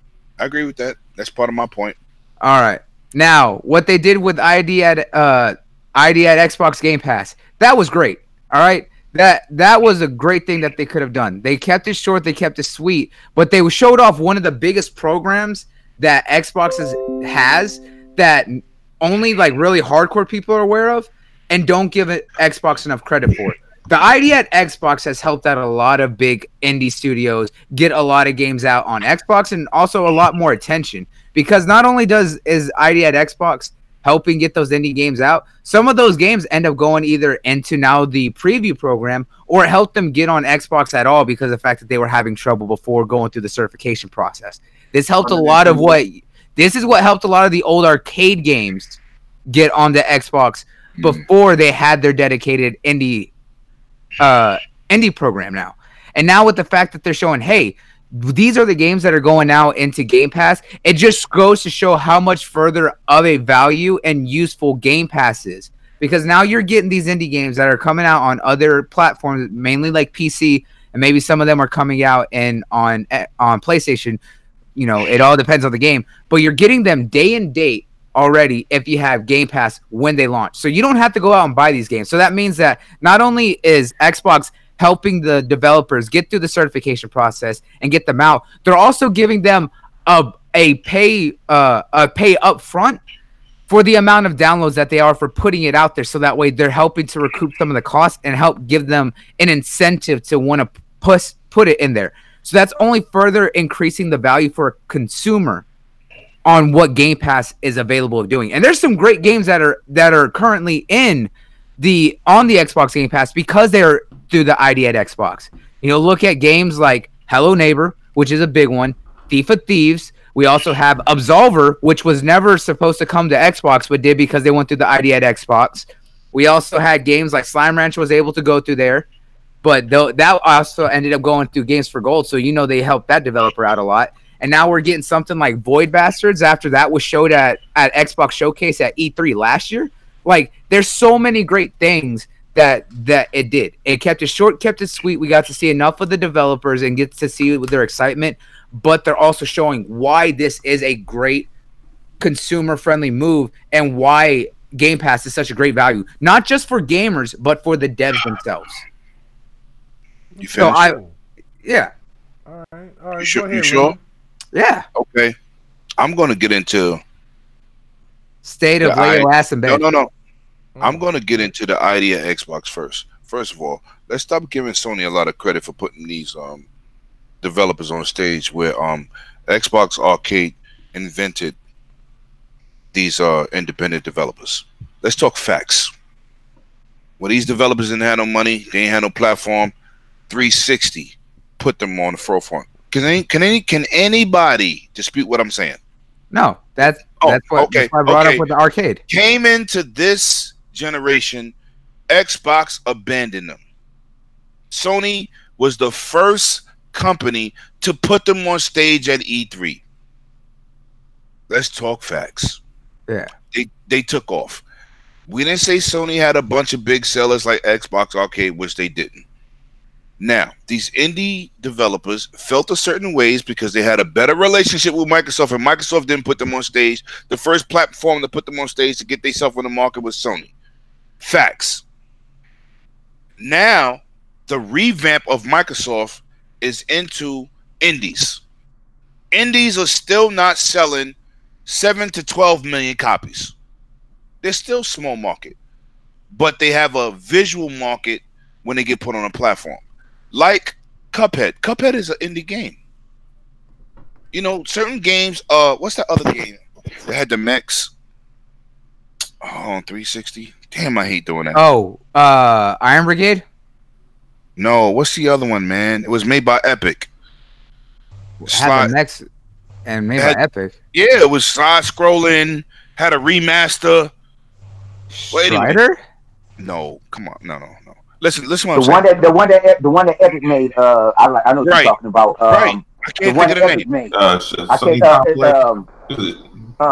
Shadow Complex. I believe that's what it is. Shadow Complex. Yeah. Shadow Complex. Shadow come back.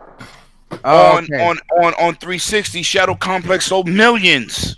But that wasn't made by Epic. That was published by Epic. That was made by Chair. That was made by Chair.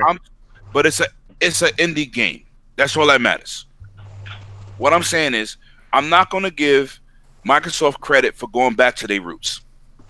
I'm just not. Was it good to see what they did? Yeah, you saw human interaction.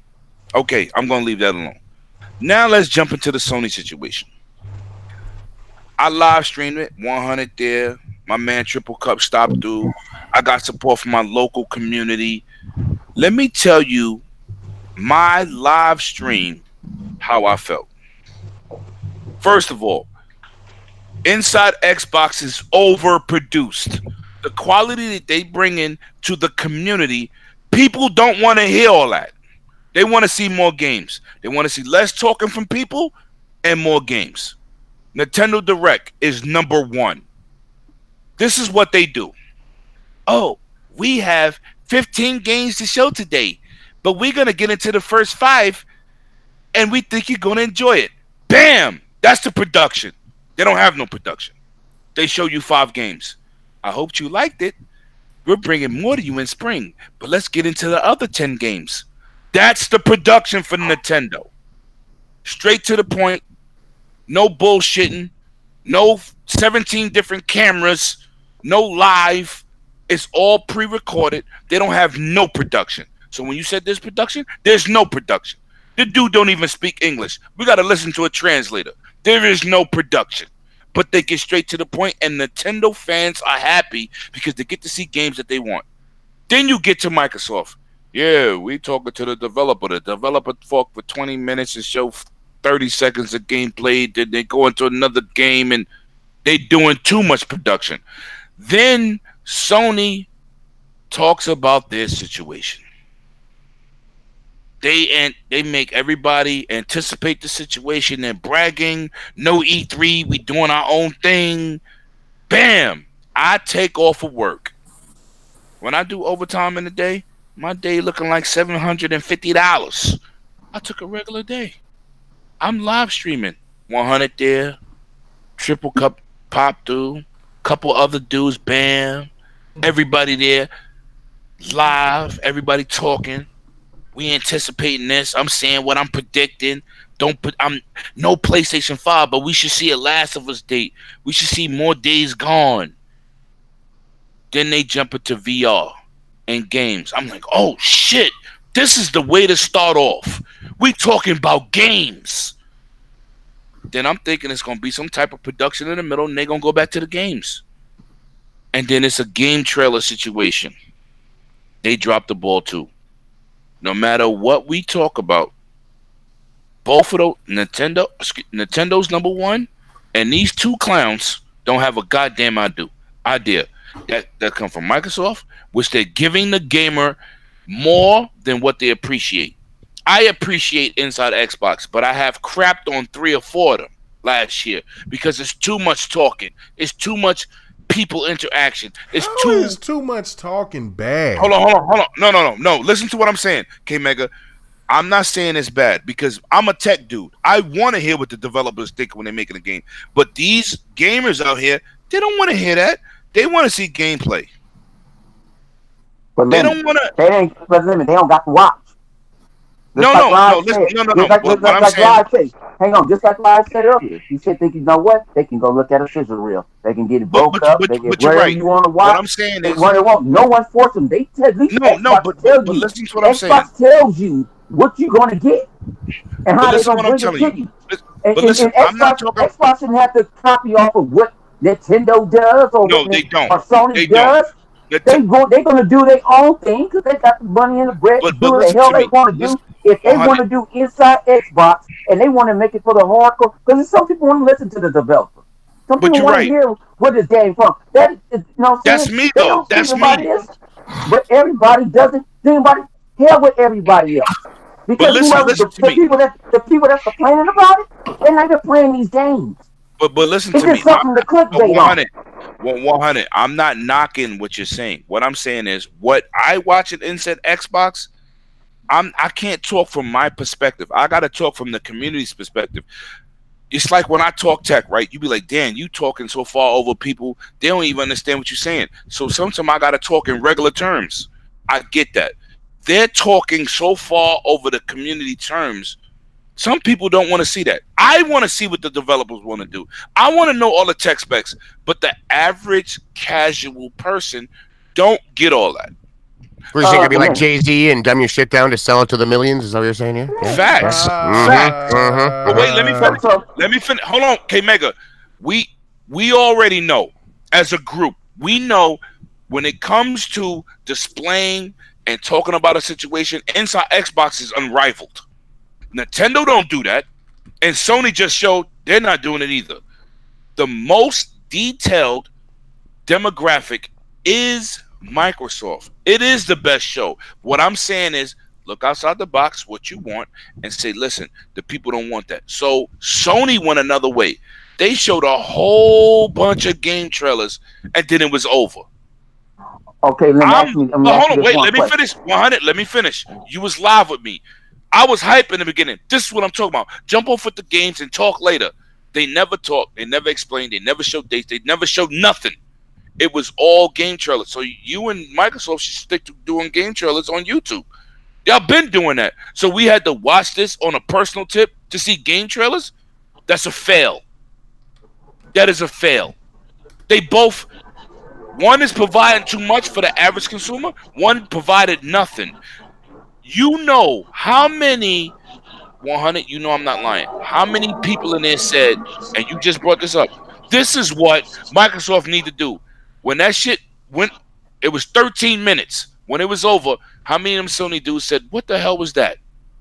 How many Sony dudes we had in there that day? 40? Yeah. Oh, and what did, but the response was unison. Yo, I was live. K-Meg, I didn't even know what to say. I said, that's it? No, that's not it. I was laughing at first. I said, nah, they playing. I'm live.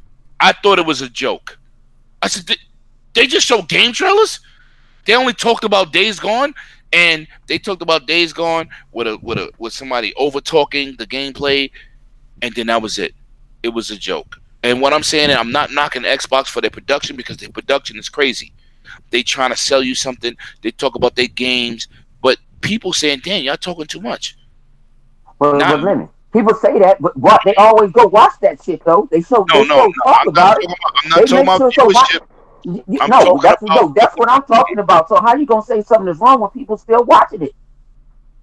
How you gonna say it's bad to the consumer? Or this is what the consumer wants when people are still watching. The perception was bad. Look at all the downvotes, man. It was downvoted so bad, Sony pulled it off, put it back up, downvoted again. Microsoft don't care about that. Sony cares about it.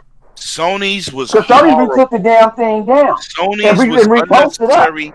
It was terrible. But I'm saying, look at Nintendo's format. Nintendo don't have the high production. But Microsoft is not Nintendo. No, but you're not listening. I'm just talking about Microsoft ain't showing Mario up 10 times. This is Mario Land. This is Yoshi Land. This is Yoshi's but they know, but you know this and this what I'm and saying that. Nintendo has its own niche of people.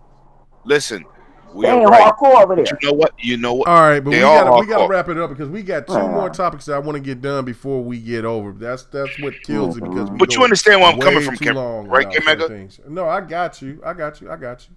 That's all I'm saying. Like, you know, I was shocked myself at the end of the day. I'm not arguing with nobody. I'm not saying nobody's right or wrong. What I'm saying is, you got your opinion, and that's all that matters. I mean, that's it. So, I mean, you know, it just wasn't like that. But anyway, let's move on. Let's talk about. I wanted to talk about the EA layoffs, but we're gonna just skip that. Let's talk about that's financial. Yeah, let's talk about. Well, I mean, I don't know. We'll see. I mean, EA is making a lot of money, bro. But facts. They ain't lose no money. That's about making more. They ain't lose not a dollar. Issues going on, but right. That's something to talk about here at a later date. Maybe we can talk about it next week. But I want to talk about this. Pop up on Sunday. I want to talk about this patent, right? And it caused a lot of controversy, because when I posted the patent that I got from PlayStationLife.net, it basically said patent for digital trade-ins and gifting leaked. When I seen it, I was like, okay, all right, word. And so then when I seen it, I immediately started looking at the comments, right? Because for me, it takes me back to 2013, and it makes me remember what was said back then and I wanted to see what the PlayStation fan base was going to say about that this go around. And so, okay, maybe I'm gonna get like 10 dislikes after this. I don't give a damn about dislikes. I don't care about No, that. I'm just going to be realistic about it. Speaking of facts, yeah. So when I saw the article, it was there, right? And so I was like, okay. And so when I looked at the comments, I was just knowing that it was going to be the same energy that it was back in 2013, but it wasn't. What did I see? I seen people come out and say, well, PlayStation is making power moves. PlayStation is making things happen. This is great news. Backwards compat. They're going to do digital trade-ins. They're going to get into streaming. They're going to get in this and VR and exclusives. Everything PlayStation is going to be the god. Okay. Word. But do you remember what your energy was back in 2013? Do you remember your energy back when Yoshida was with the guy that left PlayStation? And you talk about the sharing game situation? Yeah, that's where I'm going. With the cell phone video? The cell phone video. Well, with the video where he says, this is how PlayStation trades games. Now, now I'm about to get a little deep before I go. I'm gonna go back to my guest because I know that he's got something to say about this as well, right? Now, this is what was really funny to me, right? Because when they saw that, everybody got hype. Even PC fans got hype. They got hype. They were like, we don't want DRM in our games. We don't want digital games. I remember the Angry Joes, the Boogies, so many other out there going crazy. This is when I first jumped on the scene and started listening to all these other personalities on YouTube. They were going hard on it, right? But my ignorant ass didn't know the truth. That PC games were already digital. Facts. What's Steam? I never really paid attention to it. When I went into GameStop and them, I didn't really think about it. But there was no physical goddamn game in GameStop or Best Buy or Walmart or any other Target. There was none of that. But those PC guys was going crazy with it. Crazy. Target don't even have PC games. Crazy with it, right? So I was expecting the PlayStation brethren, my brothers and sisters out there that had that same energy, but they didn't. What they did, they were giving the praise. Woo! And then all of a sudden, what happened? Things change. Oh, we made a mistake. It wasn't about the digital trade-in and gifting.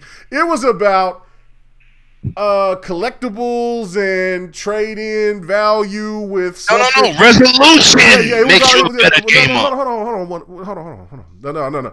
Because there was a mistake coming from the patent from PlayStation Life.net. So they corrected it. But I already made my post on Twitter. But once it got changed, here comes the fanboys and the fangirls. You're wrong. You're such a hypocrite. I had some motherfucker come out to me in the motherfucking early morning, 3 o'clock in the morning, hitting me up and telling me, I don't know if you're trolling or you're being real about this hypocrisy, but you are a fanboy. Bitch, let me tell you something. Let me tell you one thing about me. I don't play the fanboy game. I just sit there and just show what I see.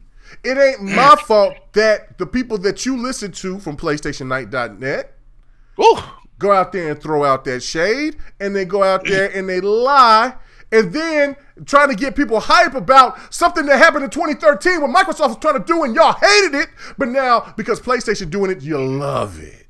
You gotta love it. They jumped on that immediately and made fools of themselves, and instead of people going after them for misconstruing their shit, they want to come after the people that were saying, look, this sounds like hypocrisy to me. Real talk. That's all I'm saying. So I'm gonna go to you, Shady. Let me hear your thoughts about this whole patent thing, because they did have to change it. PlayStation corrected them, and then, I should say Sony corrected them and told them that this is not what that was about. We also heard that there might be a patent about gifting, because we also know that was something that we wanted to talk about last week, that they took away all of their gifting from, not gifting. They took away all of the ability for you to buy digital codes or something like that. Yeah, digital codes from retail is gone. It's gone you can everywhere. just buy their points cards and stuff now, just cash card, that's it. Right. And also the fact that, what are they going to do now? It sounds like PlayStation is going to go into this realm of gifting, and they still might do the digital trade-in. We don't know. I mean, they changed it up, but don't you think that this is a good strategy? What is your whole thoughts about this whole situation? I think it's obvious that Sony is moving more and more into the digital realm. I mean, gaming as a whole it's just the old school guys that are holding on for whatever reason. None of them are wrong. Like, they're entitled to enjoy the media any way they happen to, but it just so happens that the masses are more and more buying their games digitally. It is more profit for the companies when we buy games that way as well. Game prices drop faster in the digital market, unless you're going hardcore to the used market, of course. I mean, anything goes there. But they're just able to give us a better value for our dollar digitally, because there's no manufacturing, there's no shipping, there's no shelf space. For the retailers, there's zero risk of theft when they're selling digital cards of games. I've seen stores already where instead of having a wall of physical games, they have a wall of essentially gift cards, and you just buy the Call of Duty gift card, if you will, and they activate it, you go home, and away you go. I think these retailers are all over that type of stuff, because you can't steal these cards without them being activated. So theft is gone. Inventory is down, both on the shelf and in the back room. So I think retail is all over this digital push as well. Some people out there think that it's a direct slap in retail's face and retail wants nothing to do with it. I think they're all over it. They sell gift cards in every single store in the world. There's a rack of gift cards. You know what I mean? Mm-hmm. So these stores want that. And then Sony, at the beginning, like you said, this is how you trade games on Sony, and they handed a physical copy to the other guy, and everyone laughed, and yeah, we had, whatever. I thought it was pretty childish marketing myself. It worked, though. It worked. It worked like it worked like a big time. They didn't say this is how you trade. This is how you share. How you share. Yeah, that's right. What they said. So, like, this is how you share your games. Yeah. The patent that was rumored was that we'll be able to share and trade our digital content back and forth with each other. Maybe even sell it to each other. Right. And that's what was squashed, if I'm not mistaken, right? They said, actually, that's not happening. Right. We might accept digital trade-ins to Sony. Like, if you own God of War digitally, you're done with it, and you want to trade it in, I'm sure they'll give you like 5 to 10% for it. You might get $4 away when you bought a new game. That's right, and then you don't get access to that game anymore. So I could see that, but you're never going to get big money for these digital titles, because they're not reselling your digital code. They don't have to remake anything. They just generate a new code and sell it to the next guy. So they're not making anything by giving you any money back. They're actually losing $4 or whatever it is they give you. And it'll be in credit, because that way you have to spend it on their store. And that's to entice you to go and spend even more money. That's fine. But the digital trade-ins, it's a nice option for the people that know for a fact they're never, ever going to load a game again. And a few dollars is worth it to them instead of zero. Like, that's fine. But the ability to trade them with each other or share them with each other, it sounded amazing. Of course, why wouldn't it? We would all love to be able to share our digital content with more than just our game share partner. If you don't have a game share partner and you're a digital guy, you're doing it wrong. You got to get one, because it's essentially 2 for 1. It's fantastic because of the game share feature. My game share partner and I own more games together this gen than we've almost owned all together since we started gaming in the 80s. Like, we have so many games. We buy everything because everything we buy is 2 for 1, essentially. It's fantastic. So I would love to be able to share it with more than just him. If I could let my brother in on that and a few other friends and stuff like that, that would be really cool. But it's unrealistic. At the end of the day, I don't see that coming. I don't see the developers on board for it. There's many developers I hear now that have an issue just with the game share the way it is, with only one other person. They think that they're missing out on a sale.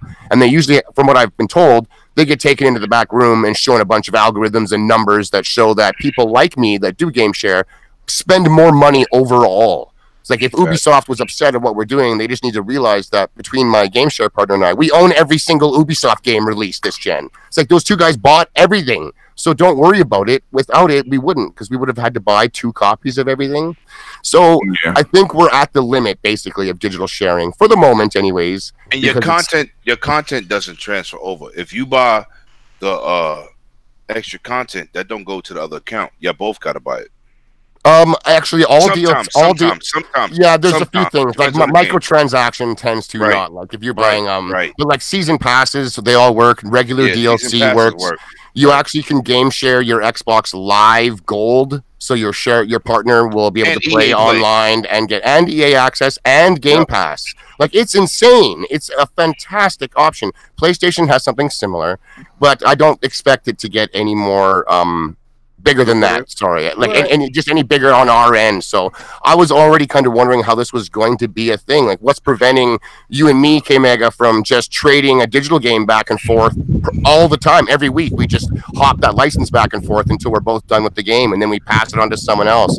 It tends to cannibalize sales. It becomes like what the used market is today, and that cannibalizes money from the developers. They don't see a penny from used. They never do. But this is the thing here, right? This is where I think it's a little bit different, because if you play PC games and you go to different sites that do sell digital copies, like G4G and I forget the other one, but GOG. You know, GOG is actually owned by CD Projekt Red. Did you guys know that? Oh no, I didn't know that. Yeah, that's crazy. They own them. How do you mean you don't know that? I've mentioned that so many damn times, especially every time we talk about the Tito's. I still don't know why you yelling.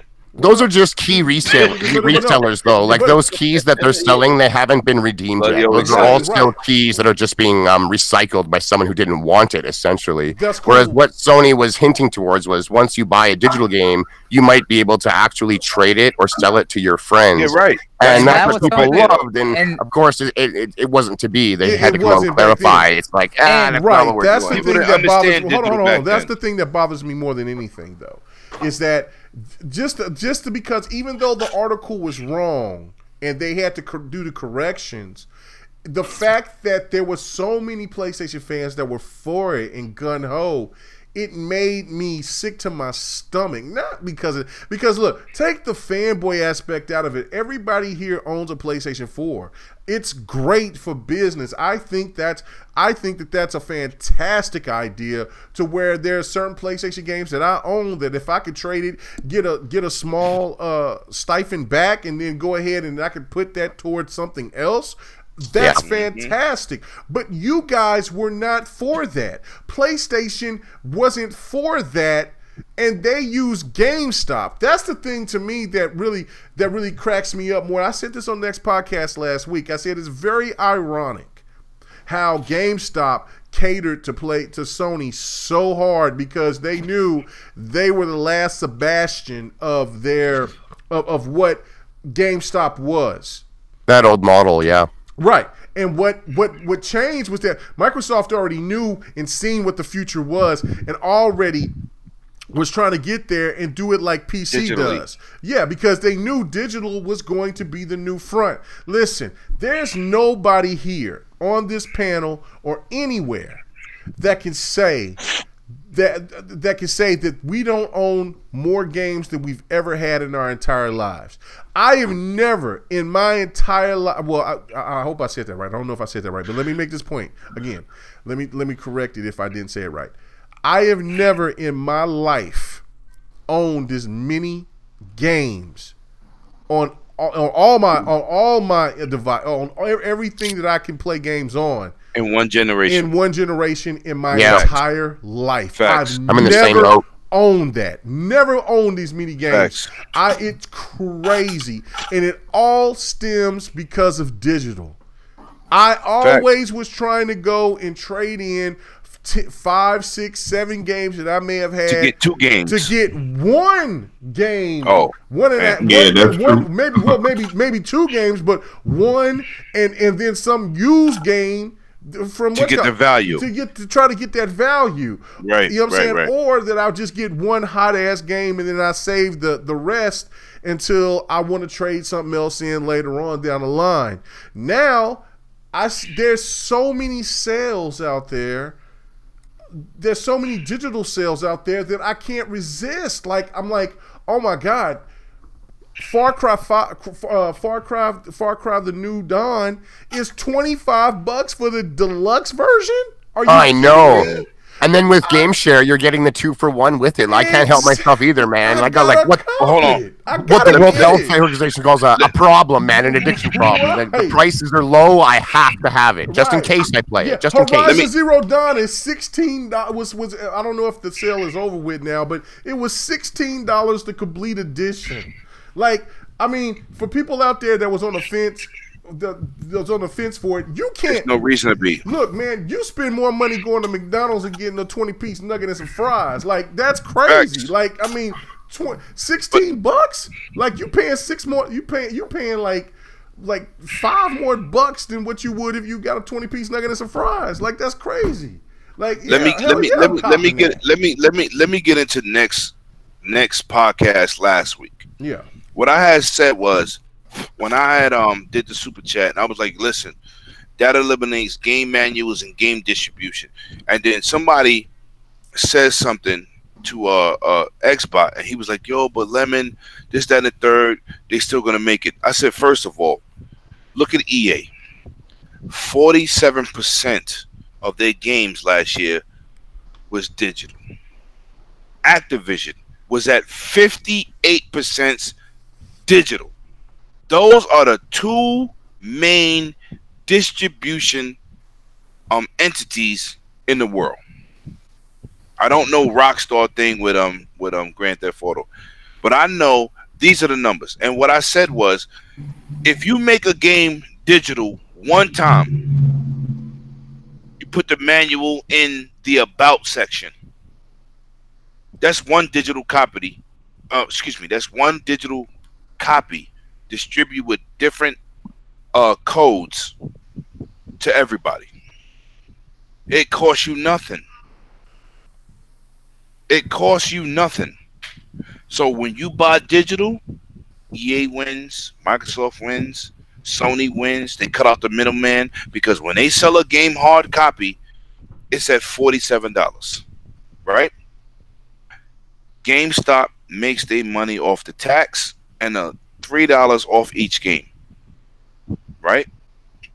If you eliminate that $3 to $47 or whatever they charge, and you just sell it digitally straight to the public, there is no middleman. No. There's no middleman. There's no shipping. There's no manufacturing. That's why when I said what I said in the super chat last week, I tried to explain in words, but it's hard to type all that. Right. But I was trying to explain to Xbot, they are cutting out the middle dude. Yeah, no, that's right. They are. GameStop is going to get hurt more than anybody else. It's better for us. Yeah, they already. They could drop prices. There are PlayStation. No. Hold on. We're overtime as it is. We gotta keep moving. We gotta keep it moving. But the thing of what I was trying to say on top of that was that is the biggest factor behind it is that gamers at that time in 2013 didn't understand what we see now, and that a lot of us went to GameStop, and now a lot of us don't go to GameStop because we do buy our games digital right off the store. And PlayStation sees this. That's why, and that's why Xbox was so far ahead of their time, and they were bad at explaining it. And they were like, just think about that. Horrible. If you had 10 people, everybody on here on the panel, 10 people that you could game share with, and everybody out of those 10 people could pick and choose what kind of game, because what kind of games that Xbox was trying to bring was those games like with a lot of DLC, with a lot of you say loot crates, whatever the hell you want to call them, whatever. But just think about how much money that those games would generate, because not only would that keep you on the Xbox infrastructure, that also brings more money and revenue towards those games. Like, just think about for Halo 5, for instance. Just think about how much more money Halo 5 would have made if they did have the 10 people game sharing, and then everybody's still playing Halo 5, because once you start spending money on a particular game, you are invested. You are truly invested into that game. But everybody changed that. Anyway, anybody else want to touch on this before we go to the last topic?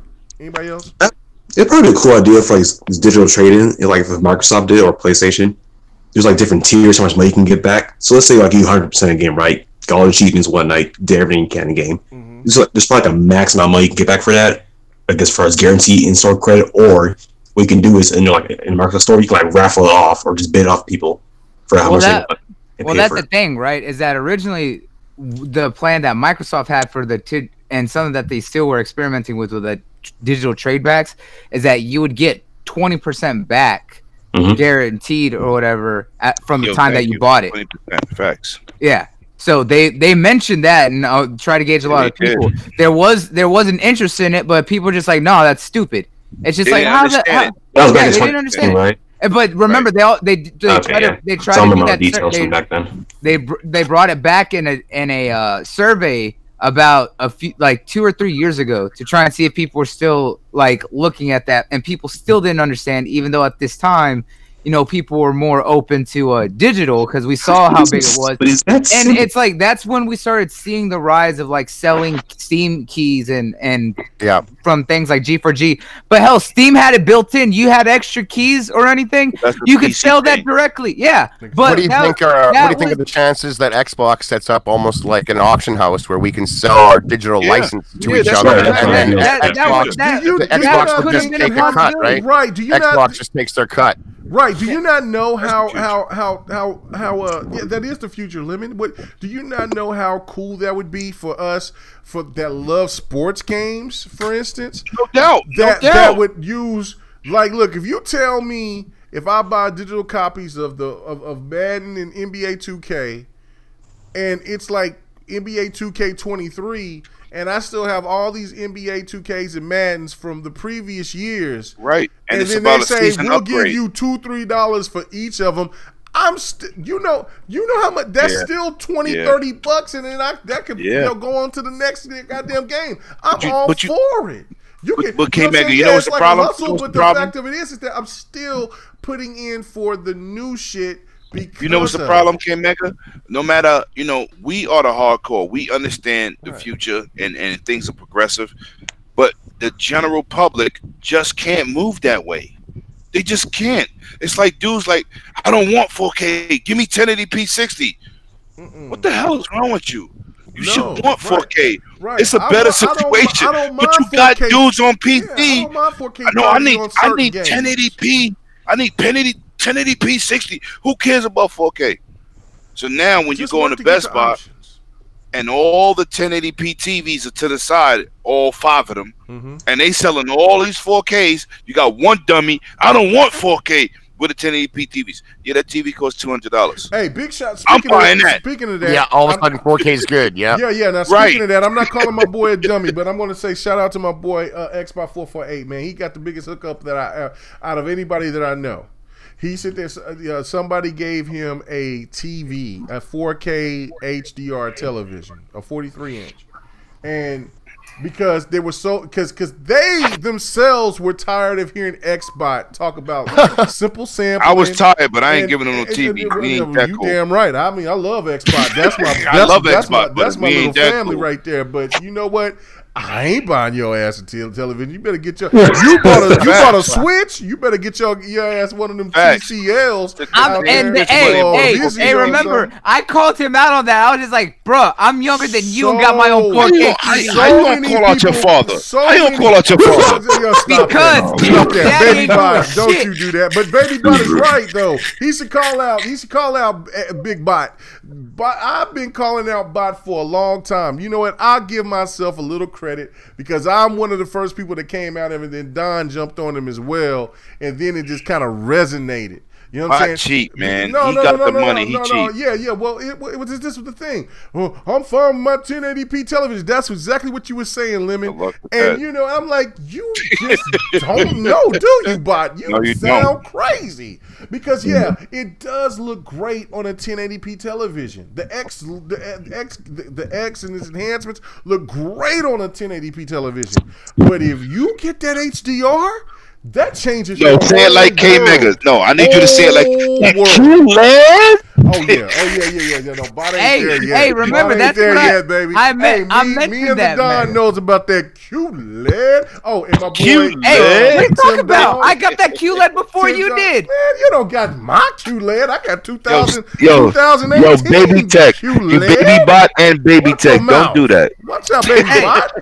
What year did I just get another nickname? God damn it. Yeah, Baby Yeah, Bot. you got one. I got 2000. Baby Tech.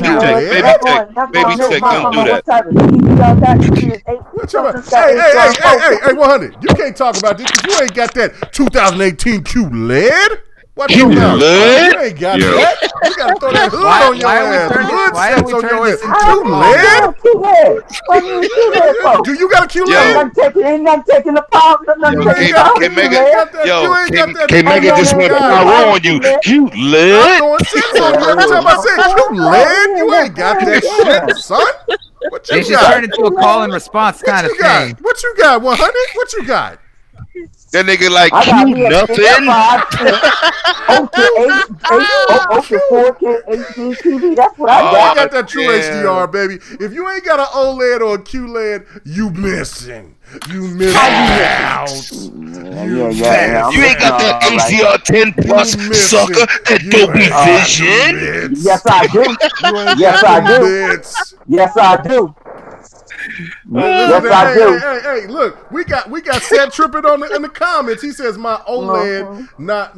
He says not OLED. He said that OLED, no, not that QLED out. That's cool. You can represent. Yeah, for movies, you can't put a computer on your OLED. You will have burn-in. We banging because I'm all about that QLED. You know what I'm saying? Facts. Yo, I love my QLED. I was so happy when I bought it. Legit, Jack. And I know the OLEDs is insane. Like it's beautiful for movies, but that's it. But QLED gonna make you a better gamer? Hell no. QLED gonna make you a better gamer? Hell no. Somebody asked her.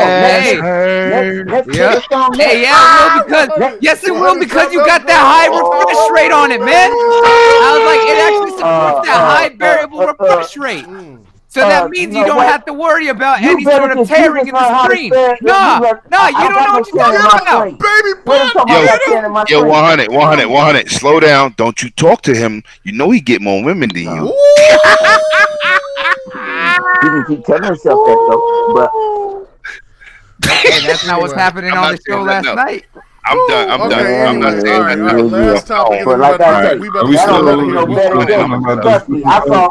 That'll make you no better gamer. The average consumer don't know nothing about them damn refresh rates. They don't know about no. But you said, does QLED make you better? Yes, it does. Yes, it does. It does. I got stuff supported. I ain't got no QLED. You don't need no QLED. Well, that's because I ain't got no QLED. And I got a Dolby Vision. We give you that. We give you that. We give you that. I got all that stuff that ain't making. You ain't got all that stuff. You gotta stop that shit. Yes, I do have it. You gotta stop that shit. You know what? You got stuff, but you ain't got all that stuff. Brother, if you need QLED when I get to ET, we go get you a QLED. I need a QLED thing. QLED, I'm throwing them sets on you, baby. I'm throwing them Qs. We going to that Best Buy? Hey, you want me to get them Qs for you? Hey, is that what you know what I'm saying? Hey, I'm not gonna be like Lemon. I ain't gonna buy you no motherfucking TV. You a grown man. Shit. You know what I'm saying? Fuck that. But you know the fact I'm gonna buy y'all motherfuckers a remote control car. That's what I'm gonna buy y'all. I'm gonna leave out my press. Hey, he just said that he was gonna take you to that Best Buy. Okay. Yo, I needed this. Thank you, y'all. This is great. I appreciate y'all. Hey, my boy the Don got that QLED. That's what he said. QLED. Let's go. Let's go. No, fuck that. Don't you ever say that in my presence on this damn channel, Lemon. Man, y'all sound y'all in a fraternity right now, repping y'all colors. You better not ever say that shit in here again. What color is operations? Please type it in the chat. Cut this shit. Don't say that. Oh man. I mean, to be fair, no I'm sweating saying that shit. Get out of here with that, bro. Anyway, come on. Let's get No, don't pause right now. That was a beautiful ass setup right there, bro. Okay, let's get to the last one. Listen to that. Listen, Don said he made his life. Oh man, Don I'm knows. sorry. Devin the Gamer, baby. Check us out. Let's go, Devin the Gamer. When we do another video, we don't ever know when we're doing a video. We just come in like Jesus. We just we doing it. Let's go. Anyway, yo, Shady, like what I got myself into. The Matrix. Shady says he been listening to that from the very beginning, so he said he been loving it. So he already knows. I'm surprised he ain't threw a little couple of shots. Anyway, are we live? still chiming in on the percentages? Because y'all kind of just ran off, started talking about TVs. You know what? We done. We got one more. Nigga, we were talking about percentages, and you and Lemon started talking about fucking televisions. Hey, Trump. Delilah. We got Delilah this shit. Hey, focus. Trump. Let's do it. If Let's you get ever back to talk it. to me that way, I'm gonna cut both of your. UHD was good, sis. Boy, hey, what's good, girl? Can't do shit. You got the gout. You be fucked up on your own. Oh no! Gout. Yo, I'm done. Chicky Mega got gout. Oh no, we done. Cut it. Cut the chip. No, I gotta do Delilah. We gotta stay on subject. We gotta stay on subject. All right, let's go. We do miss the ladies. Shout out to the my ladies sister. keep things right, man. I seen you eating that hibachi food. I saw you. Look at that. Hey, yeah. Live wire sound like he needs some sleep and some damn Metamucil. Get your ass out of here. Oh shit. Last thing, let's talk about let's talk about the whole situation with what you wanted to talk about live, and that was with the situation with Control and Quantum Break, the remix. Yeah, the quantum break situation, and the extra DLC. Now I'm gonna start with you, Live. Do you find it to be a problem because Remedy Remedy is going ahead and giving out seems like PlayStation went ahead and seemed like that's the exclusive rights because they only have. They're the only ones that's going to have this exclusive content. But go ahead and get into more detail to it because I know that this was one of the topics that you wanted to talk about specifically. So what is your thoughts about Control as a game for what you've seen in the trailer, and what do you think about this whole situation with this type of content? I mean, it's up my alley. It's basically a fusion of kind of Quantum Break and Alan Wake from what I see. But my issue, I see what they did. It looks like basically Sony needed something to get their customers to look at the game more, with more interest. And what I say is, as long as we're not getting shortchanged, and what I mean by that is, I don't want to have to pay the same price to get less, right? I don't think we are. As far as I know, the extra content only comes with like the special edition on the Sony end. I don't think the regular edition has those bonus missions and stuff. No, like that. You're right. Yeah. You're right, Shane. Yeah. So if that's the case, I don't have a big issue with it. Yeah, it sucks that I have to wait to receive that content later. But as long as I'm not paying $60 and somebody else is paying $60, but they get more. Nah, that's bullshit. But if they gotta pay like the deluxe to get that, then fuck it. And I can wait. And no big thing for me. Plus, there's so many other games to play. While I'm waiting for that DLC, I done played like 4 or 5 other games. It's not even fucking big deal to me. Excuses. Right. It's just reality. It's not really excuses. It's reality. That's how I just feel about it. But my whole issue was the whole whether or not things were going to be, equal. Like, because I can't deal with the whole, like the Destiny shit. You pay $60 and then that person plays $60 before the main game. The DLC is there. Nah, that's some bullshit. That's some bullshit right there.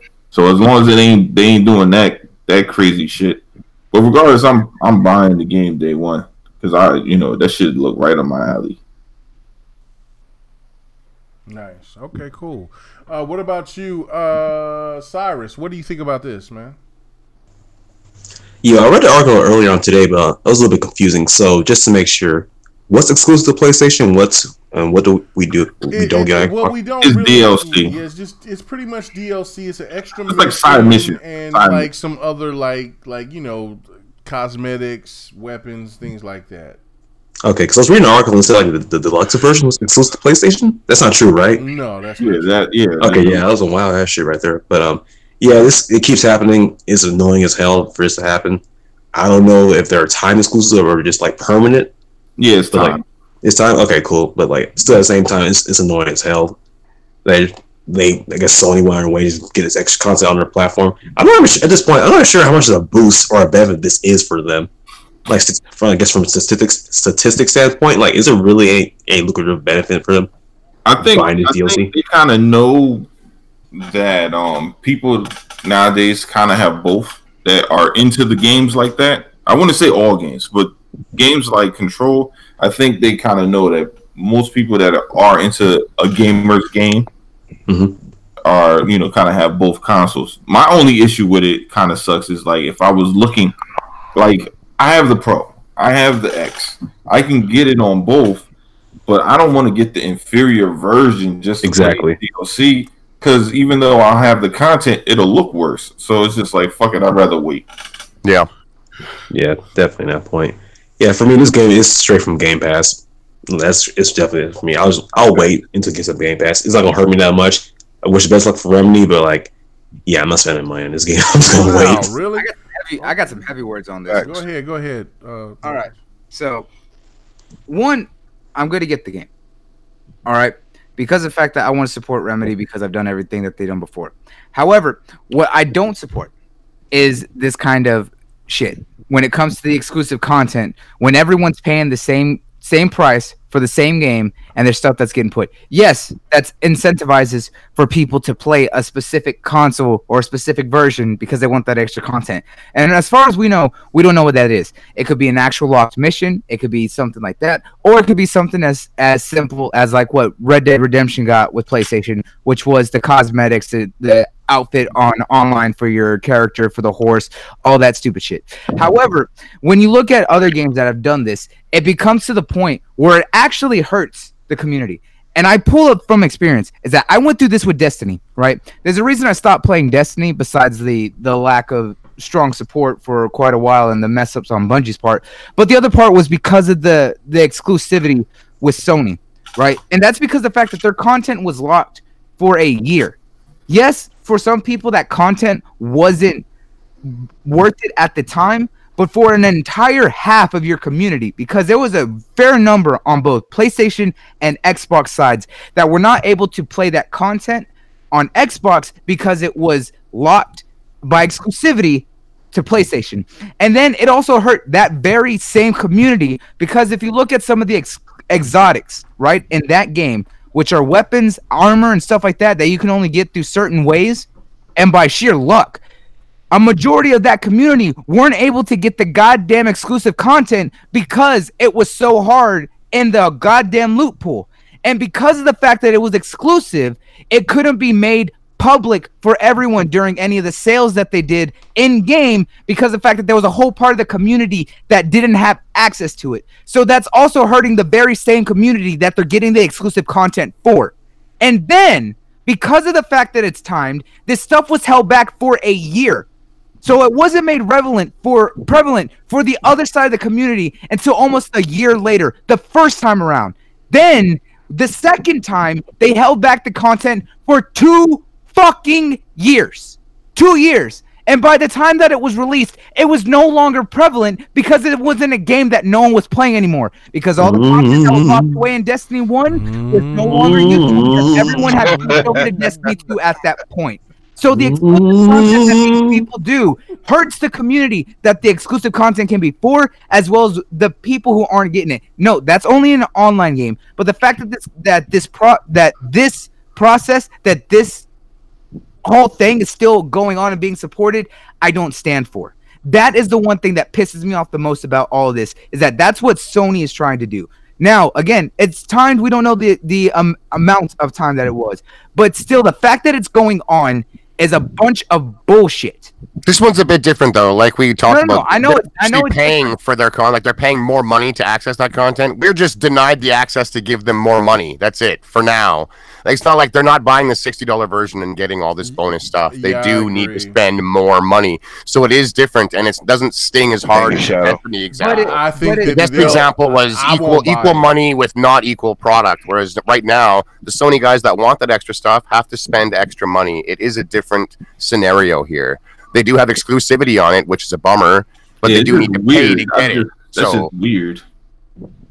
It's just weird that they decided to choose to do it that way. You know what I mean? Like, I've never seen like company be like, "Look, we want your money, but not right now." Well, no, that's kind of like what Call of Duty does. That it's just a part of the marketing deal. But the marketing deal with Call of Duty was always a month, right? We don't know the time frame on this, but anything longer than that, it's ridiculous. 3 months. A year. Oh yeah, it's because Call of Duty just makes way too much money to be locked down for anything longer. Yeah, Destiny had their stuff locked down for a year. Nope. Yeah, only a year the first time around, which was from original Destiny. But that's no, it's all. That's also where the contracts and the legality of writing can change, because they said originally by 2018 and they later changed it to by or it was by 2017 and then they changed it by 2018 because of the fact that they don't have a guaranteed. So they ended up pushing up content back for 2 years. So that's where you also have to pay attention to the actual wording of the exclusivity contract that we are seeing when we're able to see it, and how they're trying to word it, so that way we could see what they can get away with and what they can't. That's where those aspects come, and there's a reason I will read EULAs and shit like that. Talk to me, boy. Right. Well, hold on. I got one more thing I want to talk about before we go, and I didn't make my rebuttal. Well, go ahead and make your rebuttal, and so we can get to the last point, because I think this is very important, and then we can get out of here. Go ahead. First of all, this is my problem. Don't be too long with it. Yo, come on. You didn't make the little guy go on time. I'm not gonna be long, but I'm just saying I'm just biased. Damn. Now, this is my problem. Remedy was nothing without Microsoft. Epic was nothing. Cliff Belinsky was nothing without Microsoft. Yeah, that's a fact. That's an absolute When he went to his own company with Gears, they said, "Get the hell out of here. We doing Unreal." Okay, this is what I'm saying. Oh, this is why we get a Quantum Break too. Oh, go ahead though. Right. But it's like Microsoft put all that money behind you for all your Max Paynes, for you to finance the PC side, the Xbox side, your Quantum Breaks, your Alan Wakes. And the first time you get on PlayStation, you get them an exclusive deal. I hope they get that Cliff Belinsky treatment. I'm not buying Control. What? Come on. Blow the whistle. All right. Blow the whistle. I'm not doing that. You know why? Because I like people that's loyalists. I'm loyal to my boys, GRG. We family. Yeah. And when I see certain people like Microsoft go out their way and give you that check that you couldn't get from nowhere else, the first thing you do is give Sony exclusive deal. I'm not buying the game. It's principle. Not doing that. I'm done. I'm done. Fuck Control, and I don't even like cursing on GRG. Come on. I'm not doing it. I'm not doing it. Quantum Break the remix. Well, yeah, it is. I'm not buying it. I'm not buying it. I don't care. So gift it to me. I'm gonna gift it to somebody else. You pass me that code, I'll pass it to somebody else. I'm not playing it because it's like all of a sudden the people who made Uncharted. All the money Sony gave them, right? They don't get their way. They go third party. They give Microsoft an exclusive deal. That's a slap in Sony's face because they've been financing you for years. Don't do that. I love people that's loyal to real people. Don't be fake. Cliff Belinsky got what he deserved. What's that game that came out? What's that game called? Which one? Lawbreakers or Radical Heights? Lawbreakers. Both of them. Oh, I'm giving it to Sony only.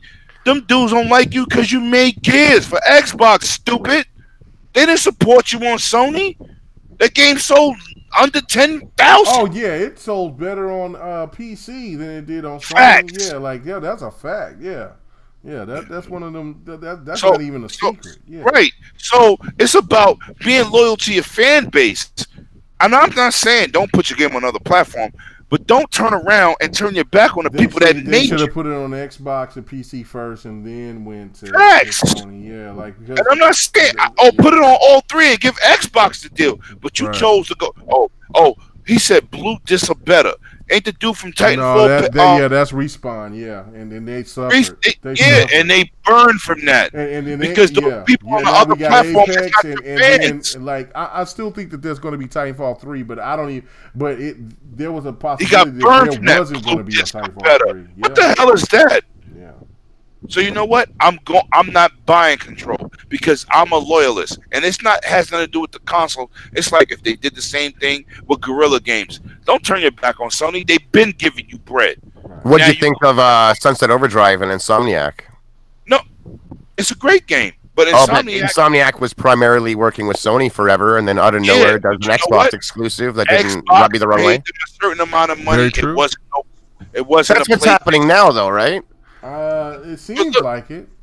I would think Sony is giving Remedy some cash for this opportunity to charge their consumers more money. I would think. And you know what this means also? Hold on. But you know what this means though as well is that Sony seen the potential in the Quantum Break because everybody knows that Control looks just like a hybrid version of Quantum Break. Just like.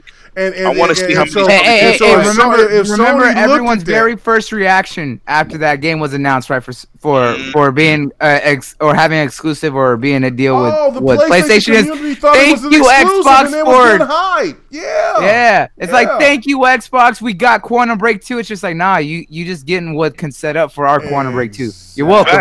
Exactly. But you know what? Quantum Break meant nothing.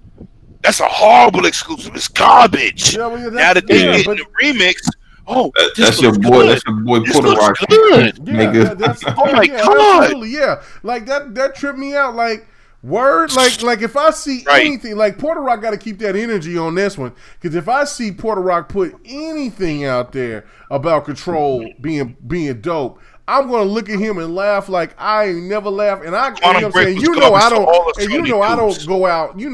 out. Like I see but Kratos and all the dudes, they go out and they just post their stuff and they do their thing. But if I see Porter Rock, Kratos, any of them dudes go out and talk good about Control, I'm like, damn. It's real funny because you guys really should have had that energy for Quantum Break because it's the same game. It's one of the best. Yeah, you're right. It's one of the best single-player games this generation, just because of how it was. It was so original. Like you guys keep talking about originality, and Xbox didn't, but y'all dogged it because it was not because the game didn't look good or the story wasn't good. It was because it was 720p. Then y'all changed it up and talked about, the story was boring to me. Really? Facts. Whoa. That game was amazing. Right. The fight on the bridge alone was just ridiculous. Oh man, that game was We've never in no game seen any game do that. Hey man, I really do hope my girl Shannon Law just talked to Remedy and got them to do that sequel because she was real adamant about that sequel coming back. So big shout out to no, he's talking about Quantum Break 2. Anyway, let's get to the last topic so we can get out of here, man. Let's go. Over. Let's go. Last topic. Okay, so this is the thing right here, and anybody could jump in, 100, whatever, whoever, just jump in, and then we could just have the discussion. We can get the hell out of here. The game that came, the game that's out here that's caused a lot of, it hasn't caused controversy, but my boy Kid Smooth, he's been coming in here and he had $1,000 challenge. A lot of people is loving it. Appreciated Tip Diamond, you know what I'm saying? GRG doing it live. You right. Thank you, brother. What's going on right here is the fact that Sarinko, I think that's how you pronounce it. Sekiro. Yeah, you are my person that does the Japanese. Sakiro. Yes, Sakiro, whatever, right? Sekiro. Yeah. Okay. Yeah, Whatever. There you go. That game is getting a lot of love. I really want to play it. I do, but like I said, the boy over here streaming it. I am not going to commit. I'm not going to commit on it. I'm not going to commit on. I'm not going to commit on it. But you want to commit to Stadia? Mute that dude, Mike. Oh no! Oh no! Listen. No. I want to play it, but I'm not gonna spend the $60 for it because you don't gotta spend $60. I'm gonna buy it for you. Okay, get it. Well, no, hey, real quick, Mega. Op just hopped out, so everyone show him some love later. He had to get out. Yeah, no, I saw that. Him and Chuck popped out. Pay the bills. I'm looking at it on my second screen on my television on my QLED. Anyway, now you advanced. Yeah, it is cool. BS. All right, okay, but the thing I'm trying to say on this is lucky ass Duke, lucky ass is that this thing right here that's going on is that this game is very hard, it's very challenging. Right, it looks beautiful. I really want to get my hands into it. I really want to sink my teeth into it. I really do. Right. Mm-hmm. Now, but like I said, I don't want to commit to paying that $60 or more on that game. Hold on. Okay, well, if you do, cool. I appreciate it. But this is the thing right here. The easy button, right? You're talking about the easy button. Yeah, a guy from, a journalist from Forbes went left and came out and said, I really do want to play this game, but I think it's great, but I really wish that they had an easy mode for this game. Now, journalists is hang on.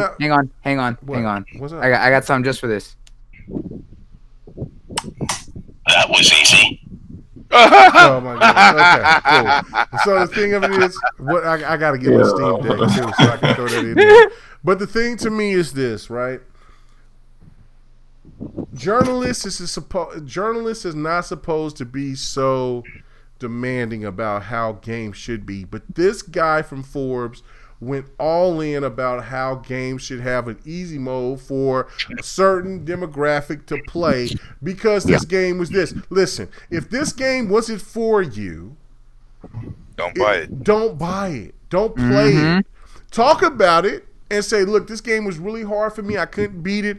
But damn, this game has a lot of potential. It just wasn't for me. But instead, what you want is for devs to take away from what they are good at, which are these hard type of games, and make them to accommodate you. And this is why I stopped following this generation's media compared to the media before. So I'm going to our guest, Shady, and then I'll go further left. So Shady, explain to me what you think about this, man, and do you think this is hypocrisy, or do you agree with the journalist from Forbes? First of all, I just want to say there's nothing wrong with games offering varying degrees of difficulty. It's up to the developers on what they choose to offer. Nothing is being made for everybody. That's the big one. Nothing is for everybody except for oxygen and food and water. That's it. Those are the three things on this planet. That's for everybody. Everything else is all choice, man. And it's unfair. You know, under capitalism, that's not for everyone. You got to pay. Only communism does everyone get some. That's why we got carbon taxes up here. Maybe our air is not free either. But no, there's nothing wrong with offering the options for gamers and stuff. Like it's nice to know that there's games out there that you don't have to somehow have magically gotten the skill to be good at, even though you were never given the opportunity to get good at it because they're just too hard. I've been gaming for 35 years. Like, I've got a lot of game time under my belt. It's very rare that a game throws something at me that is way too difficult, especially when it's like a step under the hardest. Some of these games are nuts on the hardest. I don't even bother with it. But I think the demand for an easier option, that's the problem here, is demanding that they make it easy. It's similar to someone demanding that Lamborghini make a $20,000 car, because how dare you sell cars that start at 6 figures? How dare you, sir? It's outrageous. I think I'm not with it. I'm not with this dude at all. I'm like, hey, I'm glad that you enjoy the game and would like to get more. The answer to that is get good. I'm sorry, but it is. Video games aren't like movies where we can just all lay back, kick back, and enjoy it.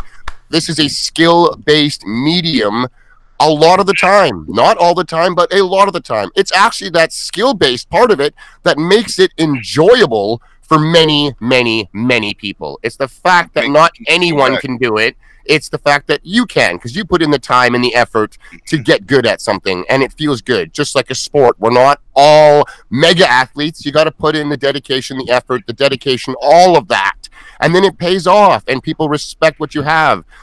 It's the same with gaming. Like, Star Fox had an easy mode, a God mode when it came out on the Switch, and it got blasted for that. How dare you put such an easy mode that anyone can play it with their feet and beat the game? I had no problem with it. No problem at all. If you don't want to play it on God mode, don't. Play it on whatever difficulty suits you. Sekiro wanted to release with one difficulty, the one that it's sitting at, and that's it. It's not fair to demand that it's harder. It's not fair to demand that it's easier. If it's not for you, it's as simple as that. Move on. If anything, there are too many games releasing today of amazing quality. There's too many. Even if you have all the money in the world and you don't work and you have all the time, there's not enough time in the day to play them all. It's just there's so many. Move on. Don't make a big stink in social media like somehow From Software owes you something in an easy game. They don't owe you jack shit. So, I mean, grow up. This is childish. It's crazy. I don't support it at all. I do support the options when they want to give them. If they don't, fine. I'm fine with that too. Great. You know what?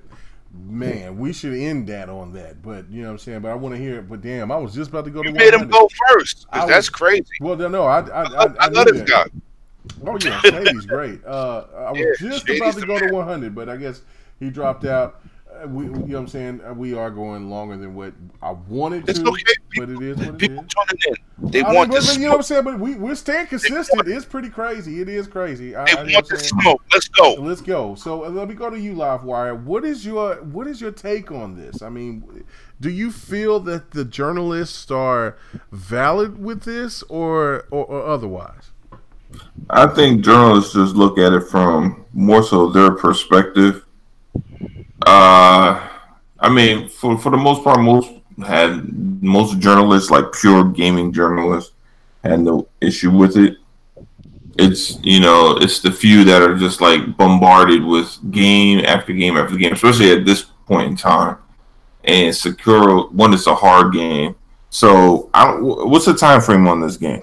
Like, what is if you were a master at it, you could just beat the bosses. You know what? I don't know. I haven't heard anybody tell me the length of how long it is to beat the game. To go into it, typically, if you're looking at someone who's perfected it and able to figure out the pathway that you need to go, you're looking at typically 20 to 30 hours, or on some games. But there's people who typically speedrun the game and could probably do it in under 3 or 4, but that's after they learn it. But you're looking about 20 to 30 hours at least. All right, so say 20. You got to play this game for 20 hours, right? And that's if you're good at it or decent. We'll say decent at it, right? Mm-hmm. And then you got a journalist, typically probably not so decent at the game. So it's a game that's supposed to be 20 hours probably turns into 45 to 60 hours. Nope. Multiply that by 5. Jesus, all right. For average level players that aren't used to these games, you want to take what a skilled player and multiply it by 5 because this game is that punishing. And this would be similar to someone demanding that Red Dead 2 be shorter. Some reviewer being like, I demand somehow this game be shorter so I can get through. This is outrageous. Last 80 hours. Come on, shorter. Where's my shorter? Like, it's ridiculous. It's entitlement. So you're looking at that. The guys probably played looking like Kid Smooth out here, getting demolished left and right, and just losing his mind because he's up against the deadline, and he's just like, yo, the game is great, but this is bullshit. It's not. You need an easy mode, look, I understand what he's saying, because even though he might like the game and think the game is good, he's just like, bro, I don't got time for this shit. I don't want to put in the time that it takes for me to review, because guess what? Not everybody who reviews a game is 100% all into that game. Maybe people that buy them are, but the ones that review them are not. You know, they're forced to. It's their job, right? Like, he can't just be like, not for me, I'll take the next one. They're like, no. Yeah, they'll just get somebody else to do it. You will review it or you're fired. It's like, oh, shit. Yeah, I mean, I would put it this way. No, the game there's nothing wrong with it, but say there's a game that you have no interest in, but it's just tedious as fuck. It's not hard. It's just tedious. It's just like, guess what? You know, in order to beat this game, you got to collect like 1 billion of these orbs, and you got to run all over the map and collect more billion orbs. And then when you're done, collect even more orbs. And then when you're almost done, you're not done, and collect more. It'll be some shit like that. Like don't if you have like to say Ori in a Blind Forest, you just summed it up. You don't have to collect Ori's like that. Yeah, you do. You got to collect those energy spirit, whatever they call. Yeah, you do. Yeah, but there's only like 12 of them. But no, you bugging. That game hard as hell. Ori is not that hard. It's not Cuphead hard. You beat it? Yeah, I beat both of them. I beat the regular one and I beat the whatchamacallit. But it's not Cuphead hard. It's different. No, it's not Cuphead hard. No. Yeah, to me, I haven't played Sekiro, so I can't. Yeah. I didn't like Bloodborne, so I'm not. Like, I'm not a fan of From Software. I know it looks good what I saw, right? It looks good what I saw, but it's not over the top of like just named it. What's that game? Bloodborne. Cuphead? No, not Bloodborne. What's the other one?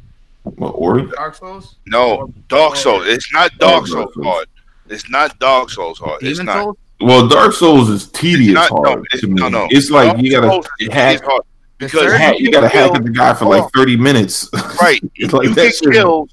Not only is it hard, but you get killed and you drop everything on the field. You have to get back to that point with everything without everything you lost to collect it back. Yep. It's unnecessarily hard. Yeah, if it's like Ninja Gaiden mixed with Cuphead, I think it's like that. Sekiro is a little bit more forgiving, and I'm someone who's played all these games, right? So I think I'm the one who's dedicated the most time, right? If you think that I'm lying, I have all the achievement. No, I have all the achievements for the very first Dark Souls game. Yeah.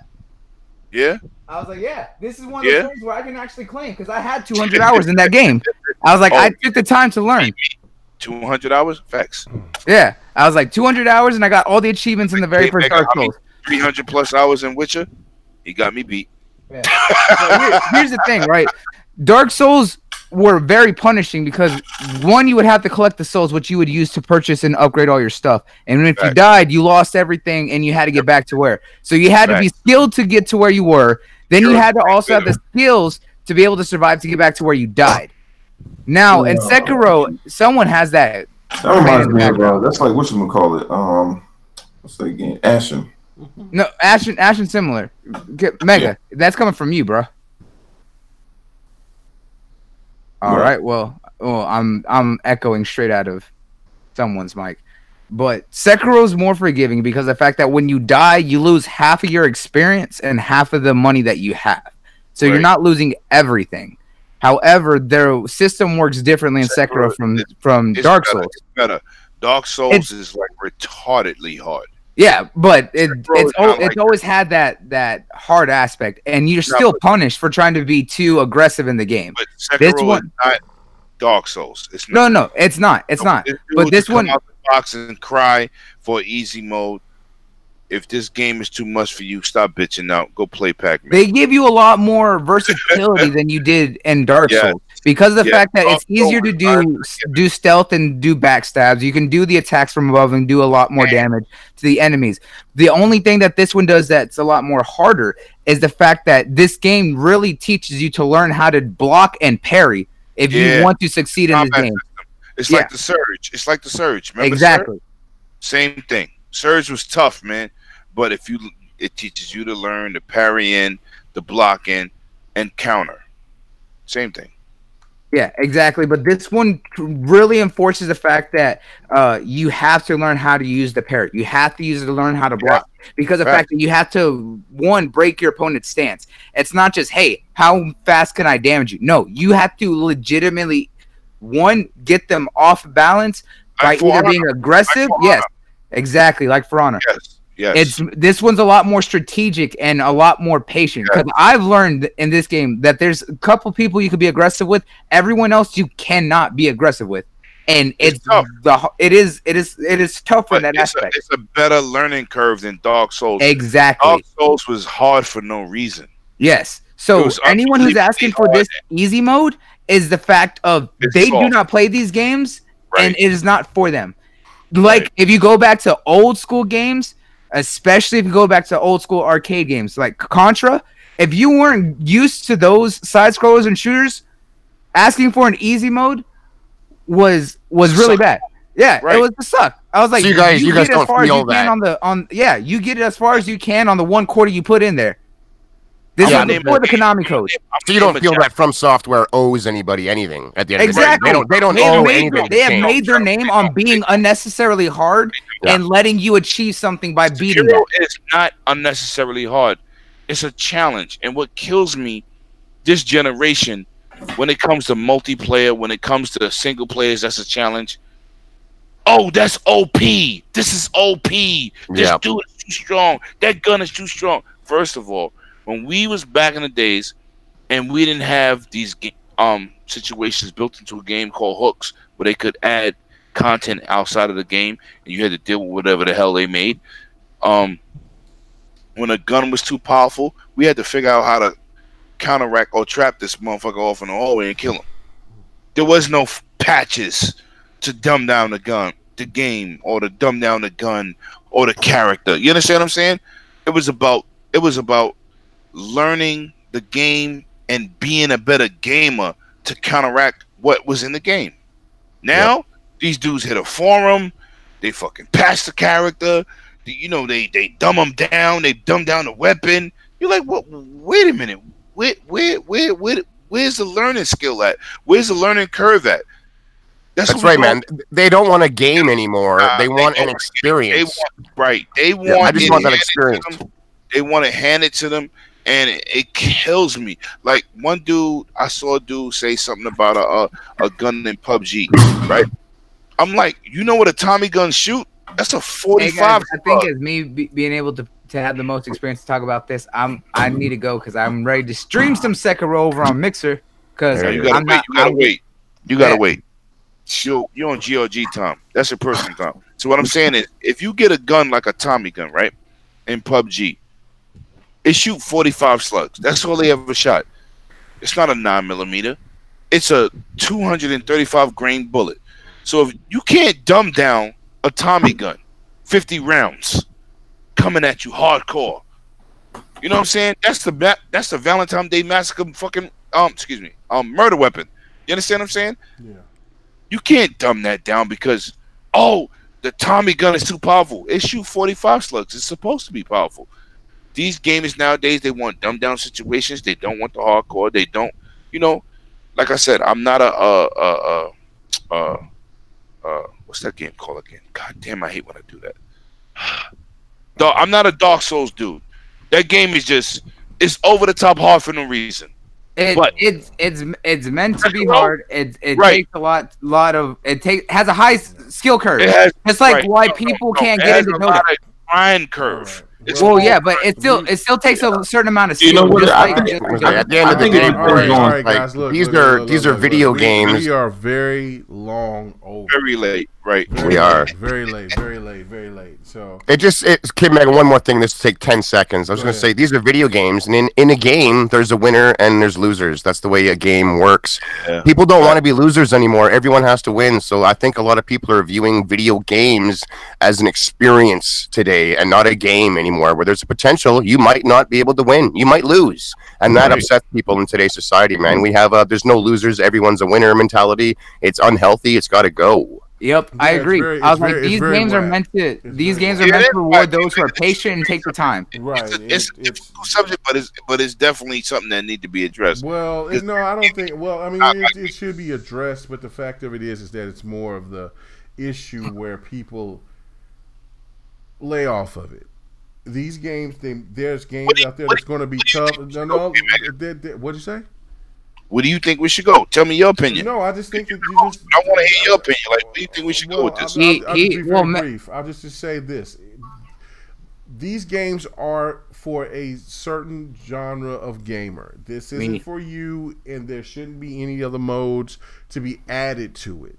If there's, you know what I'm saying, there shouldn't be gamers out there that try. Well, I don't even think these were gamers because there were people out there was trying to elaborate to say, look, well, because you don't play this type of game, this separates the real gamers from the fake, and who's good, who's bad. I think you're full of shit. But this is the thing overall, is that look, journalists, pick your game up, step your game up, learn how to play these games, and it also shows that journalists today, they're being overcrammed by all different types of games. That's why they've bitched and complained about Borderlands not being exciting, or other games that's not being exciting and things of that nature. But yet, the gamers should be the ones to be out there to dictate, not the journalists. So stop begging for an easy mode so you can try to get through your article